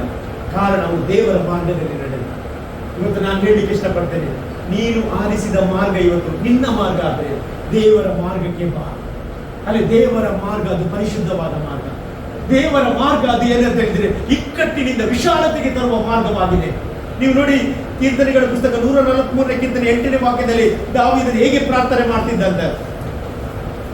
ಕೀರ್ತನೆಗಳ ಪುಸ್ತಕ 143ನೇ ಕೀರ್ತನೆ 8ನೇ ವಾಕ್ಯ. ಹೊತ್ತಾರೆ ನಿನ್ನ ಕೃಪೆಯು ನನಗೆ ಪ್ರಕಟವಾಗಿ. ನೋಡಿ, ಅವನು ಬೆಳಿಗ್ಗಿನ ಜಾವದಲ್ಲಿ ಅವನು ಯಾರು ನೋಡ್ತಿದ್ದ? ದೇವರನ್ನು ನೋಡ್ತಾ ಇದ್ದ. ದೇವರೇ, ಈ ಬೆಳಗಿನ ಜಾವದಲ್ಲಿ ನಿನ್ನ ಕೃಪೆ ನನಗೆ ಬೇಕು, ಈ ದಿನ ಎಲ್ಲ ನೀವು ನನ್ನ ನಡೆಸಬೇಕು. ಒಂದು ಪ್ರಾರ್ಥನೆ. ಮತ್ತೆ ಅವನು ಹೇಳಿದ್ದೇನು ಗೊತ್ತೇನೆ? ನಾನು ನಿನ್ನಲ್ಲೇ ಭರವಸೆ ಬಿಟ್ಟಿದ್ದೇನಲ್ಲ, ನಾನು ನಡೆಯತಕ್ಕ ಮಾರ್ಗವನ್ನು ತಿಳಿಸು, ನನ್ನ ಮನಸ್ಸು ನಿನ್ನಲ್ಲಿ ಇಟ್ಟಿದ್ದೇನೆ. ಪ್ರಿಯರು, ನಾನು ಹೇಳ್ತೇನೆ, ನಿಮ್ಮ ಮನಸ್ಸು ಅಲ್ಲಿ ಭೂಲೋಕದ ಮೇಲೆ ಮಾಡ್ಬೇಡ್ರಿ, ಪರಲೋಕದ ಮೇಲೆ ನೀವು ಮನಸ್ಸಿಡ್ರಿ. ಪರಲೋಕ ದೇವರು ನಿಮ್ಮನ್ನು ಕಾಯುತ್ತಾನೆ, ನಿಮ್ಮನ್ನು ಉನ್ನತಿಗೆ ನಡೆಸುವ ದೇವರಾಗಿದ್ದಾನೆ. ದಾವೀದನು ನೋಡಿ, ಎಲ್ಲ ಯುದ್ಧ ಬಂದ್ರು ಸಹ ಅವನು ಸೋಲಿಲ್ಲ. ಆಮೇಲೆ ಅಲ್ಲೆಲ್ಲ ಸೋಲೇ ಇಲ್ಲ, ಎಲ್ಲ ಯುದ್ಧವನ್ನು ಜಯಿಸಿದ. ಕಾರಣ ದೇವರು ಅವನ ಸಂಗಡ ಇದ್ದ. ಅದರ ನಂತರ ಯಾರು ಬಂದ? ಸೊಲೊಮೋನ ಬಂದ. ಯಾರು? ಅವನ ಮಗ ಬಂದ. ದೇವರು ಅವನಿಗೆ ವಾಗ್ದಾನ ಮಾಡಿದ್ದೇನೆ ಅಂತ ಹೇಳಿದ್ರೆ, ನಿನ್ನ ತರುವಾಯ ಯಾವ ಯುದ್ಧ ಸಹ ನಿನಗೆ ಆಗುವುದಿಲ್ಲ ಎಂದಾಗಿ. ಸೊಲೊಮೋನನ ಕಾಲದಲ್ಲಿ ಒಂದು ಯುದ್ಧ ಸಹ ಮಾಡಲಿಲ್ಲ ಅವನು. ಯಾಕೆ ಗೊತ್ತಿಲ್ಲ? ದೇವರ ಒಂದು ಆಶೀರ್ವಾದ. ಅಲ್ಲೆಲ್ಲೂಯ್ಯ. ನಾನು ಹೇಳ್ತೇನೆ, ಅಪ್ಪ ದೇವರ ಮಾರ್ಗವನ್ನು ಅನುಸರಿಸಿದ್ರೆ ಅವರ ಮಕ್ಕಳು ಸಹ ಅದೇ ಮಾರ್ಗದಲ್ಲಿ ಬರುತ್ತಾರೆ. ಅಲ್ಲೆಲ್ಲೂಯ್ಯ. Praise the Lord. ಆಮೇಲೆ ಅಲ್ಲೆಲ್ಲೂಯ್ಯ. ಎಲ್ಲರೂ ಯಾರನ್ನು ವಾಚ್ ಮಾಡ್ತಾರೆ? ತಂದೆ ತಾಯಿಯನ್ನು ವಾಚ್ ಮಾಡ್ತಾರೆ. ದೇವರ ಮಕ್ಕಳು, ಇವತ್ತು ನೀವು ಒಳ್ಳೆ ಮಾರ್ಗವನ್ನು ಆರಿಸಿಕೊಂಡಿದ್ದೀರಿ. ನಾನು ಹೇಳ್ತೇನೆ, ಈ ಮಾರ್ಗ ದೋಷವಿಲ್ಲ. ಈ ಮಾರ್ಗದಲ್ಲಿ ಆಶೀರ್ವಾದಗಳನ್ನು ದೇವರು ಕೊಡುವವನಾಗಿದ್ದಾನೆ. ದುಷ್ಟನಿಗೆ ಸಹ ಈ ಮಾರ್ಗ ತೆರೆಯಲ್ಪಟ್ಟಿದೆ, ಪಾಪಿಷ್ಠನಿಗೆ ಸಹ ಈ ಮಾರ್ಗ ತೆರೆಯಲ್ಪಟ್ಟಿದೆ. ಯಾಕಂದ್ರೆ ದೇವರಿಗೆ ಯಾರು ನಷ್ಟವಾಗುದು, ಯಾರು ಹಾಳಾಗುದು ದೇವರಿಗೆ ಇಷ್ಟವಲ್ಲ. ನೀವು ನೋಡಿ, ಕೊನೆಯದಾಗಿ ಯೆಶಾಯ 55ನೇ ಅಧ್ಯಾಯ 7ನೇ ವಾಕ್ಯದಲ್ಲಿ ಒಂದು ಸುಂದರವಾದ ವಾಕ್ಯ ಅಲ್ಲಿ ಬರೆಯಲ್ಪಟ್ಟಿದೆ. ಯೆಶಾಯ 55ನೇ ಅಧ್ಯಾಯ 7ನೇ ವಾಕ್ಯ. ದುಷ್ಟನು ತನ್ನ ದುರ್ಮಾರ್ಗವನ್ನು ಬಿಡಲಿ, ಕೆಡುಕನು ತನ್ನ ದುರಾಲೋಚನೆಯನ್ನು ತ್ಯಜಿಸಲಿ. ನೋಡಿ, ಅಲ್ಲಿ ಬೈಬಲ್ ಅಂತ ಯೆಹೋವನ ಕಡೆಗೆ ತಿರುಗಿಕೊಂಡು ಬರಲಿ, ಆತನ ಅವರನ್ನು ಕರುಣಿಸುವನು. ನಮ್ಮ ದೇವರನ್ನು ಆಶ್ರಯಿಸಲಿ, ಆತನು ಮಹಾಕೃಪೆಯಿಂದ ಕ್ಷಮಿಸ್ತಾನೆ. ಮತ್ತೆ ಯೆಹೋವನು ಹೀಗೆನ್ನುತ್ತಾನೆ, ನನ್ನ ಆಲೋಚನೆಗಳು ನಿಮ್ಮ ಆಲೋಚನೆಗಳಲ್ಲ, ನಿಮ್ಮ ಮಾರ್ಗಗಳು ನನ್ನ ಮಾರ್ಗಗಳಲ್ಲ. ಭೂಮಿಯ ಮೇಲೆ ಆಕಾಶವು ಎಷ್ಟು ಉನ್ನತವೋ ನಿಮ್ಮ ಮಾರ್ಗಗಳಿಗಿಂತ ನನ್ನ ಮಾರ್ಗಗಳು, ನಿಮ್ಮ ಆಲೋಚನೆಗಳಿಗಿಂತ ನನ್ನ ಆಲೋಚನೆಗಳು ಅಷ್ಟು ಉನ್ನತವಾಗಿದೆ. ಹಾಗಾದ್ರೆ ಇವತ್ತು ನಾವು ಯಾರ ಮಾರ್ಗಕ್ಕೆ ಹೋಗುವ ಪ್ರಿಯರೇ? ನಾವು ದೇವರ ಮಾರ್ಗಕ್ಕೆ ಹೋಗುವ. ಅಲ್ಲಿ ದೇವರ ಮಾರ್ಗಕ್ಕೆ ಹೋಗುವ. ನಾನು ಹೇಳ್ತೇನೆ, ಆ ಮಾರ್ಗದಲ್ಲಿ ಎಲ್ಲ ಆಶೀರ್ವಾದಗಳ ಅಡಕವಾಗಿದೆ. ಇವತ್ತು ನಾವು ಎಲ್ಲ ಇದ್ದವರು ಎಲ್ಲವನ್ನು ಕಳೆದುಕೊಳ್ತಾರೆ, ಏನಿಲ್ಲದವರು ಎಲ್ಲವನ್ನು ಹೊಂದುತ್ತಾರೆ. ಇವತ್ತು ನಾನು ಹೇಳಿ ಎಷ್ಟು ಆ ಮಾರ್ಗ ಅಂತದ್ದು ಮಾರ್ಗ, ಇಕ್ಕಟ್ಟಾದ ಮಾರ್ಗವಾದರೂ ಸಹ ಅದು ದೇವರ ಮಾರ್ಗವಾದ್ರಿಂದ ಎಲ್ಲ ಆಶೀರ್ವಾದಗಳು ದೇವರು ಕೊಡುವವನಾಗಿದ್ದಾನೆ. ಅಲ್ಲಿ ದಾವೀದನ ಕೀರ್ತನೆ ಎಲ್ಲದರಲ್ಲಿ ಸಹ ಅವನು ಶತ್ರುಗಳ ಬಗ್ಗೆ ಮಾತನಾಡ್ತಾ ಇದ್ದಾನೆ. ಇವತ್ತು ನಿಮಗೆ ಶತ್ರುಗಳಿದ್ದಾರ, ಭಯ ಪಡಬೇಡ್ರಿ, ದೇವರನ್ನು ಗಟ್ಟಿಯಾಗಿಟ್ಕೊಳ್ರಿ, ದೇವರ ಮೇಲೆ ಮಾತ್ರ ದೃಷ್ಟಿ ಇಡ್ರಿ, ದೇವರನ್ನು ಮಾತ್ರ ಆಶ್ರಯಿಸಿರಿ. ಬೈಬಲ್ ಆತನನ್ನು ಆಶ್ರಯಿಸುವವರು ಎಷ್ಟೋ ಧನ್ಯರು ಎಂಬುದಾಗಿ ದೇವರ ವಾಕ್ಯ ಹೇಳ್ತದೆ. ನೋಡಿ, 112 ಕೀರ್ತನೆ ಏನು ಹೇಳ್ತದೆ? ಯಾವನು ಯೆಹೋವನಲ್ಲಿ ಭಯಭಕ್ತಿ ಉಳ್ಳವನಾಗಿದ್ದುಕೊಂಡು ಆತನ ಆಜ್ಞೆಯನ್ನು ಕೈಗೊಂಡು ನಡೆಯುವನು ಧನ್ಯನು. ಹಲ್ಲೆಲೂಯಾ. ಅವನಿಗೆ ಕೆಟ್ಟ ಸುದ್ದಿಯ ಭಯವೇ ಇರುವುದಿಲ್ಲಂತೆ. ಆಮೇಲೆ ಅಲ್ಲಿ ಇವತ್ತು ನಾನು ನಿಮಗೆ ಕೆಟ್ಟ ಸುದ್ದಿಯ ಭಯ ಬೇಡ ಅಂತ ಹೇಳಿದ್ರೆ ದೇವರ ಮಾರ್ಗವನ್ನು ಅನುಸರಿಸುವ, ಅವನ ಕಾಲು ಕದಲುವುದೇ ಇಲ್ಲ ಅಂತ ಬೈಬಲ್ ಹೇಳ್ತದೆ. ಇವತ್ತು ನಾನು ಆ ಮಾರ್ಗ ಉನ್ನತವಾದ ಮಾರ್ಗ. 128ನೇ ಕೀರ್ತನೆಯನ್ನು ನೋಡುವುದಾದ್ರೆ ಅಲ್ಲಿ ಭಕ್ತನ ಆಶೀರ್ವಾದ ಅಲ್ಲಿ ಸಹ ಬರೆಯಲ್ಪಟ್ಟಿದೆ, ಒಬ್ಬನ ಕುಟುಂಬದ ಆಶೀರ್ವಾದ ಅಲ್ಲಿ ಬರೆಯಲ್ಪಟ್ಟಿದೆ. ಇವತ್ತು ನಿಮ್ಮ ಆಶೀರ್ವಾದ ದೇವರಲ್ಲಿ ಮಾತ್ರ, ಮನುಷ್ಯನಲ್ಲಿ ಇಲ್ಲ. ನಾನು ಹೇಳ್ತೇನೆ, ಆ ಆಶೀರ್ವಾದ ಅದು ದೇವರು ನಿಮಗೋಸ್ಕರ ಇಟ್ಟದ್ದು. ಬೈಬಲ್ ಸ್ಪಷ್ಟವಾಗಿ ಹೇಳ್ತದೆ, ಯಾರು ದೇವರನ್ನು ಪ್ರೀತಿಸ್ತಾರೋ ಅವರಿಂದಕ್ಕಾಗಿ ದೇವರು ಎಲ್ಲ ಅನುಕೂಲವಾದ ಕಾರ್ಯವನ್ನು ಮಾಡುತ್ತಾನೆ. ಇವತ್ತು ನಾನು ಹೇಳ್ತೇನೆ, ನಿಮ್ಮ ಜೀವಿತದಲ್ಲಿ ದೇವರಿಗೊಂದು ಉದ್ದೇಶ ಉಂಟು. ದೇವರು ಅನುಕೂಲವಾದ ಕಾರ್ಯವನ್ನು ನಿಮ್ಮ ಜೀವಿತದಲ್ಲಿ ಮಾಡ್ತಾನೆ. ಈ ಮಾರ್ಗದಲ್ಲಿ ಆಶೀರ್ವಾದ, ಈ ಮಾರ್ಗದಲ್ಲಿ ಬಿಡುಗಡೆ. ಅನೇಕರ ಜೀವಿತದಲ್ಲಿ ನಾವು ನೋಡ್ತೇವೆ, ಕೆಲವರು ಕಲಿಲಿಕ್ಕೆ ಹುಷಾರಿರುವುದಿಲ್ಲ. 10th ಸ್ಟ್ಯಾಂಡರ್ಡ್ ತನಕ ಸಹ ಏನಾಗಿದೆ, ಅವರಿಗೆ ತಲೆಗೆ ಹತ್ತುವುದಿಲ್ಲ. ಆದರೆ ದೇವರ ಆಲಯಕ್ಕೆ ಬರುವಾಗ, ದೇವರ ಮಾರ್ಗಕ್ಕೆ ಬರುವಾಗ ಅವರನ್ನು ದೇವರು ಟಾಪರ್ ಆಗಿದ್ದಾನೆ. ಅಲ್ಲಿ ನಾನು ಹೇಳ್ತೇನೆ, ಈ ಮಾರ್ಗದಲ್ಲಿ ಟಾಪರ್ ಆಗುವುದು, ಈ ಮಾರ್ಗದಲ್ಲಿ ಆಶೀರ್ವಾದ, ಸೌಖ್ಯ, ಬಿಡುಗಡೆ, ಛೇದ ಜೀವಿತ ದೇವರು ಕೊಡುವವನಾಗಿದ್ದಾನೆ. ಹಾಗಾದ್ರೆ ನಾನು ನಿಮಗೆ ಎನ್ಕರೇಜ್ ಮಾಡ್ತೇನೆ, ಎಲ್ಲ ಮಾರ್ಗವನ್ನು ಬಿಟ್ಟು ದೇವರ ಮಾರ್ಗದ ಕಡೆಗೆ ಬನ್ನಿ, ದೇವರ ಮಾರ್ಗದ ಕಡೆಗೆ ಬನ್ನಿ. ಈ ಮಾರ್ಗದಲ್ಲಿ ದೇವರು ಏರಾಳವಾದ ಆಶೀರ್ವಾದವನ್ನು ಇಟ್ಟಿದ್ದಾನೆ. ಅಲ್ಲಿ ದೇವರು ಹೇಳ್ತಾ ಇದ್ದಾನೆ, ನನ್ನ ಆಲೋಚನೆ ನಿಮ್ಮ ಆಲೋಚನೆ ಅಲ್ಲ, ನಿಮ್ಮ ಮಾರ್ಗ ನನ್ನ ಮಾರ್ಗ ಅಲ್ಲ. ಹಾಗಾದ್ರೆ ನಾನು ಹೇಳ್ತೇನೆ, ದೇವರ ಮಾರ್ಗ ಅದು ಉನ್ನತವಾದ ಮಾರ್ಗವಾಗಿದೆ. ನನ್ನಂತೆ ನಿಮ್ಮ ಜೀವಿತ ಅಂತ ಆಶೀರ್ವಾದದಿಂದ ದೇವರು ತುಂಬಿಸುವವನಾಗಿದ್ದಾನೆ. ದೇವರು ಕೊಟ್ಟರೆ ಹೇಗೆ ಕೊಡ್ತಾನೆ? ಹೇರಳವಾದ ಆಶೀರ್ವಾದ ಕೊಡುತ್ತಾನೆ, ಹೇರಳವಾದ ಆಶೀರ್ವಾದ ಕೊಡ್ತಾನೆ. ನಾನು ಹೇಳ್ತೇನೆ, ಅಂತ ಆಶೀರ್ವಾದಕ್ಕೆ ನೀವು ಯೋಗ್ಯರಾಗಿದ್ದೀರಿ. ಯಾಕಂದ್ರೆ ದೇವರನ್ನು ಹಿಂಬಾಲಿಸಿದ್ರಿಂದ ದೇವರು ನಿಮಗೆ ಏನ್ ಬೇಕು ಅದನ್ನು ಕೊಡುವವನಾಗಿದ್ದಾನೆ. ಬೈಬಲ್ ಹೇಳ್ತದೆ, ಭೂಲೋಕದ ಕಟ್ಟ ಕಡೆ ಆತನ ಏನ್ ಮಾಡ್ತಾನೆ? ದೃಷ್ಟಿಯನ್ನು ಪಸರಿಸಿ ತನ್ನ ಕಡೆಗೆ ಯಥಾರ್ಥವುಳ್ಳವರ ರಕ್ಷಣೆಗೋಸ್ಕರ ತನ್ನ ಪ್ರತಾಪವನ್ನು ಅದನ್ನು ತೋರಿಸ್ತಾನೆ ಅಂತ. ಇವತ್ತು ನಾನಂತೆ ದೇವರು ನಿಮ್ಮನ್ನು ರಕ್ಷಿಸ್ತಾನೆ. ಬೈಬಲ್ ಸ್ಪಷ್ಟವಾಗಿ ಹೇಳ್ತದೆ ಕೀರ್ತನೆಯಲ್ಲಿ, ಆತ ನೀತಿವಂತರನ್ನು ಏನ್ ಮಾಡ್ತಾನೆ? ರಕ್ಷಿಸ್ತಾನೆ. ನೀತಿವಂತರನ್ನು ರಕ್ಷಿಸ್ತಾನೆ. ಯಾರು ನೀತಿವಂತ? ದೇವರ ಮಾರ್ಗದಲ್ಲಿ ಬರುವವನೇ ನೀತಿವಂತ. ನೀತಿವಂತನು ಎಂದಿಗೂ ಕದಲುವುದಿಲ್ಲ, ನೀತಿವಂತನು ಎಂದಿಗೂ ಬಿದ್ದು ಹೋಗುವುದಿಲ್ಲ. ಯಾಕಂದ್ರೆ ಅವನ ಮೇಲೆ ದೇವರ ಕೃಪೆ ಇಳಿದು ಬರುವಂತದ್ದಾಗಿದೆ. ಇವತ್ತು ಎಷ್ಟು ಜನ ನಮ್ಗೆ ನಿಮ್ಮ ಮೇಲೆ ಅದೇ ಕೃಪೆ ದೇವರು ಸುರಿಸುವವನಾಗಿದೆ. ನಾವೆಲ್ಲರೂ ದೇವರ ಸನ್ನಿಧಾನದಲ್ಲಿ ಎದ್ದು ನಿಲ್ಲುವ. ಇವತ್ತು ನಮಗೆ ಒಂದೇ ಮಾರ್ಗ, ಅದು ಯೇಸು ಎಂಬ ಮಾರ್ಗವಾಗಿದ್ದಾನೆ. ಆತನು ಹೇಳಿದ್ದಾನೆ, ನಾನೇ ಮಾರ್ಗವಾಗಿದ್ದಾನೆ ಎಂಬುದಾಗಿ. ಬೇರೆ ಯಾರು ಹೇಳಿಲ್ಲ ಪ್ರಿಯರೇ. ಎಲ್ಲ ಮಾರ್ಗದ ಬಗ್ಗೆ ಹೇಳ್ತಾರೆ, ಆದ್ರೆ ನಾನೇ ಮಾರ್ಗ ಅಂತ ಹೇಳಿದ್ದು ಯೇಸು ಸ್ವಾಮಿ ಮಾತ್ರ. ಇವತ್ತು ಆ ಮಾರ್ಗದಲ್ಲಿ ನೀವು ನಡೆಯುವಾಗಲೇ ಎಲ್ಲ ಆಶೀರ್ವಾದಗಳನ್ನು ದೇವರು ಕೊಡುವವನಾಗಿದ್ದಾನೆ. ದೇವರು ಅಬ್ರಾಹ್ಮನ ಜೊತೆ ಮಾತನಾಡಿ ಹೇಳಿದಂತೆ, ಹೇಳಿದ್ರೆ ನೀನು ನಿನ್ನ ಬಂಧು ಬಳಗವನ್ನು ಬಿಟ್ಟು ನಾನು ಹೇಳಿದ ಆ ಸ್ಥಳಕ್ಕೆ ನೀನು ಹೋಗಬೇಕು ಎಂಬುದಾಗಿ ಹೇಳುವಾಗ ಬೈಬಲ್ ಹೇಳ್ತದೆ, ಅಬ್ರಹಾಮನಿಗೆ ತಾನು ಹೋಗಬೇಕಾದ ಮಾರ್ಗ ಯಾವುದೆಂದು ತಿಳಿಯದೆ ಆ ಮಾರ್ಗದಲ್ಲಿ ಹೋದನು ಎಂಬುದಾಗಿ. ಆ ಮಾರ್ಗದಲ್ಲಿ ಹೋಗುವಾಗ ಅವನಿಗೆ ಆಶೀರ್ವಾದಗಳು ಬಂತು. ಇವತ್ತು ಅದೇ ದೇವರ ಆಶೀರ್ವಾದ ನಿಮ್ಮ ಮೇಲೆ ಅದನ್ನು ಸುರಿಸುವವನಾಗಿದ್ದಾನೆ. ಇವತ್ತು ಎಷ್ಟು ಜನ ಹೇಳ್ತೀರಿ, ಸ್ವಂತವೆಂದು ಹೇಳಲಿಕ್ಕೆ ನನ್ನಿಂದ ಏನಿಲ್ಲ, ನನ್ನ ಜೀವಿತದಲ್ಲಿ ನೀನು ಎಲ್ಲವನ್ನು ಕೊಟ್ಟಿದ್ದಿ ಸ್ವಾಮಿ, ನನ್ನದಂತೆ ಏನಿಲ್ಲ, ನೀನು ಕೊಟ್ಟದ್ರಿಂದ ನಾನು ಇವತ್ತು ಹೊಂದಿಕೊಂಡಿದ್ದೇನೆ. ನನ್ನ ಮನೆ, ನನ್ನ ಕುಟುಂಬ, ನನ್ನ ಎಲ್ಲ ಕೆಲಸ, ನನ್ನ ಎಲ್ಲ ಆಶೀರ್ವಾದ ಅದು ನೀನು ನನಗೆ ಕೊಟ್ಟದ್ದು ಎಂಬುದಾಗಿ ಹೇಳಲಿಕ್ಕೆ ಎಷ್ಟು ಜನ ಇಷ್ಟಪಡ್ತೀನಿ. ಹೌದು ಪ್ರಿಯರೇ, ಆತನಿಗೆ ಘನತೆಯನ್ನು ಸಲ್ಲಿಸುವಾಗ, ಆತನಿಗೆ ಸ್ತೋತ್ರವನ್ನು ಸಲ್ಲಿಸುವಾಗ ಆತ ನಮ್ಮ ಎಲ್ಲ ಮಾರ್ಗವನ್ನು ಆತನ ಸಲಗ ಮಾಡುವವನಾಗಿದ್ದಾನೆ. Thank you Jesus. ನಿನ್ನನ್ನೇ ಆರಾಧಿಸ್ತೇವೆ ಆತನಿಗೆ. ಹೇಳಲಿಕ್ಕೆ ನಿನ್ನ ಬಿಟ್ಟು ಯಾರು ಇಲ್ಲ, ತಪ್ಪೆಂದು ಹೇಳಲಿಕ್ಕೆ ನಿನ್ನ ಬಿಟ್ಟು ಯಾರು ಇಲ್ಲ, ತಪ್ಪೆಂದು ಹೇಳಲಿಕ್ಕೆ ನಿನ್ನ ಬಿಟ್ಟು ಯಾರು ಇಲ್ಲ, ತಪ್ಪೆಂದು ಹೇಳಲಿಕ್ಕೆ ನಿನ್ನ ಬಿಟ್ಟು ಯಾರು ಇಲ್ಲ. ಯೇಸುವೇ ಯೇಸುವೇ ಕಂದ ಯೇಸುವೇ ಯೇಸುವೇ ಯೇಸುವೇ ಕಂದ ಯೇಸುವೇ ನಿನ್ನ ರಕ್ತದಿಂದ ನನ್ನೊಡೆಯಲ್ಪಟ್ಟೆ, ನಿನ್ನ ಗಾಯದಿಂದ ನಾ ಗುಣವಾದೆ, ನಿನ್ನ ರಕ್ತದಿಂದ ನನ್ನೊಡೆಯಲ್ಪಟ್ಟೆ, ನಿನ್ನ ಗಾಯದಿಂದ ನಾ ಗುಣವಾದೆ, ನಾ ಗುಣವಾದೆ, ನಾ ಗುಣವಾದೆ. ಸ್ವತಃವೆಂದು ಹೇಳಲಿಕ್ಕೆ ನಿನ್ನ ಬಿಟ್ಟು ಯಾರೂ ಇಲ್ಲ, ಸಂಪತ್ತೆಂದು ಹೇಳಲಿಕ್ಕೆ ನಿನ್ನ ಬಿಟ್ಟು ಯಾರೂ ಇಲ್ಲ. ಯೇಸುವೇ ಯೇಸುವೇ ಕಂದ ಯೇಸುವೇ ಯೇಸುವೇ ಯೇಸುವೇ ಕಂದ ಯೇಸುವೇ ಕೊನೆಗೆಳುವ ಯೇಸುವೇ ಯೇಸುವೇ ಕಂದ ಯೇಸುವೇ.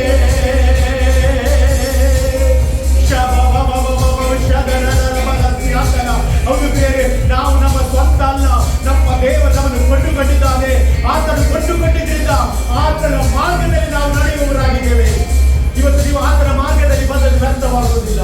ನನ್ನ ಬಲವಾಗಿ ನಂಬ್ತೇನೆ, ಈ ಮಾರ್ಗದಲ್ಲಿ ಅದ್ಭುತ ಉಂಟು, ಈ ಮಾರ್ಗದಲ್ಲಿ ಅದ್ಭುತ ಉಂಟು. ಎಷ್ಟು ಜನ ನಂಬ್ತೀರಿ? ಅದು ದೇವರೇ ನೀನು ನನಗೆ ಮಾರ್ಗವನ್ನು ತೋರಿಸು, ನೀನು ಒಪ್ಪುವ ದಾರಿಯನ್ನು ನಡೆಸು. ಈ ಮಾರ್ಗದಲ್ಲಿ ಅದ್ಭುತ, ಈ ಮಾರ್ಗದಲ್ಲಿ ಆಶೀರ್ವಾದ. ಎಷ್ಟು ಜನ ನಂಬ್ತೀರಿ? ಎಷ್ಟು ಜನ ನಂಬ್ತೀರಿ? ಇವತ್ತು ಯಾವುದೇ ಪರಿಸ್ಥಿತಿಯಲ್ಲಿ ಇವತ್ತು ಬಂದಿದ್ರೆ ದೇವರ ಮಾರ್ಗವನ್ನು ತೆರೆಯುತ್ತಾನೆ, ದೇವರ ಮಾರ್ಗವನ್ನು ತೆರೆಯುತ್ತಾನೆ, ದೇವರ ಅದ್ಭುತವನ್ನು ಮಾಡಿದ್ದಾನೆ. ಚಾದ್ರ ಮಾನವ ಕರವಲ ಸಂದನ ಬೀದ ರವ ರವ ರವ ಚಂದನ ದೇವರ ಆತ್ಮನೆ ಚಲಿಸುವುದಕ್ಕೆ ಸ್ತೋತ್ರ. ಒಬ್ಬೊಬ್ಬರ ಜೀವಿತದಲ್ಲಿ ಅದ್ಭುತಗಳು ನಡೆಯಲಿ. ದೇವರೇ, ಯಾರು ಹಾಗೆ ಹೋಗಬಾರ್ದು. ನಿನ್ನ ಮಾರ್ಗ ಅದು ಪರಿಶುದ್ಧವಾದ ಮಾರ್ಗ. ನಿನ್ನ ಮಾರ್ಗದಲ್ಲಿ ಲೋಪದೇಶ ಇಲ್ಲ ಸ್ವಾಮಿ. ಇವತ್ತು ಈ ಮಾರ್ಗಕ್ಕೆ ಬಂದ ಮಕ್ಕಳನ್ನು ನೀನು ಹುಟ್ಟುವುದಕ್ಕೆ ಸ್ತೋತ್ರ. ಆ ಯೆರಿಕೋ ಕೋಟೆಗೆ ಬಂದಾಗ ಆ ಕುರುಡನು ಭಿಕ್ಷುಕನಾದ ಬಾರ್ತಿಮಾಯನು ಯೇಸು ಆ ಮಾರ್ಗದಲ್ಲಿ ಬರುವುದನ್ನು ನೋಡಿ ದಾವಿದ ಕುಮಾರನೇ ಕರುಣಿಸಿ ಎಂಬುದಾಗಿ ಹೇಳುವಾಗ ಯೇಸು ಅವನಿಗೆ ಕಂಡುಕೊಟ್ಟ ಹಾಗೆ ಇವತ್ತು ಈ ಸ್ಥಳಕ್ಕೆ ಬಂದ ಮಕ್ಕಳ ಜೀವಿತದಲ್ಲಿ ನಿನ್ನ ಕರುಣೆ ಇಳಿಯಲಿ ಸ್ವಾಮಿ, ನಿನ್ನ ದಯೆ ಇವತ್ತು ಇಳಿಯಲಿ ಸ್ವಾಮಿ. ಓ, ನಿನ್ನ ಕರುಣೆ ಹಸ್ತ ಇವತ್ತು ಮುಟ್ಟಲಿಕ್ಕಂತದೆ. ಶಾಂತರ ಮಾನವ ಕರಬಲ ಸಂದನ. ಮನುಷ್ಯರಿಗೆ ಅಸಾಧ್ಯ, ದೇವರಿಗೆಲ್ಲವೂ ಸಾಧ್ಯ. ದೇವರು ಇವತ್ತು ಕಾರ್ಯ ಮಾಡುವುದಕ್ಕೆ ನಿನಗೆ ಸ್ತೋತ್ರ. ಬಂದ ಒಬ್ಬೊಬ್ಬರನ್ನು ಆಶೀರ್ವಾದ ಮಾಡು. ಚಿಕ್ಕ ಮಗುವಿನಿಂದ ಹಿಡಿದು ದೊಡ್ಡವರ ಪರ್ಯಂತರ ಸಕಲ ಜನರನ್ನು ಆಶೀರ್ವಾದ ಮಾಡುವುದಕ್ಕೆ ನಿಮಗೆ ಸ್ತೋತ್ರ. ಎಲ್ಲವನ್ನು ನಿಮ್ಮ ಕರಗಳಿಗೆ ಒಪ್ಪಿಸಿ ಪ್ರಾರ್ಥಿಸ್ತೇನೆ. ಮಹಿಮೆ ನಿನಗೆ ಯೇಸುವಿನ ನಾಮದಲ್ಲಿ ಬೇಡುತ್ತೇನೆ ತಂದೆ, ಆಮೆನ್. ಆಹಾ, ಹಲ್ಲೆಲೂಯಾ. ಅತ್ಯಾಶೀರ್ವಾದವನ್ನು ಪಡೆದುಕೊಳ್ಳುವ. Thank you Jesus.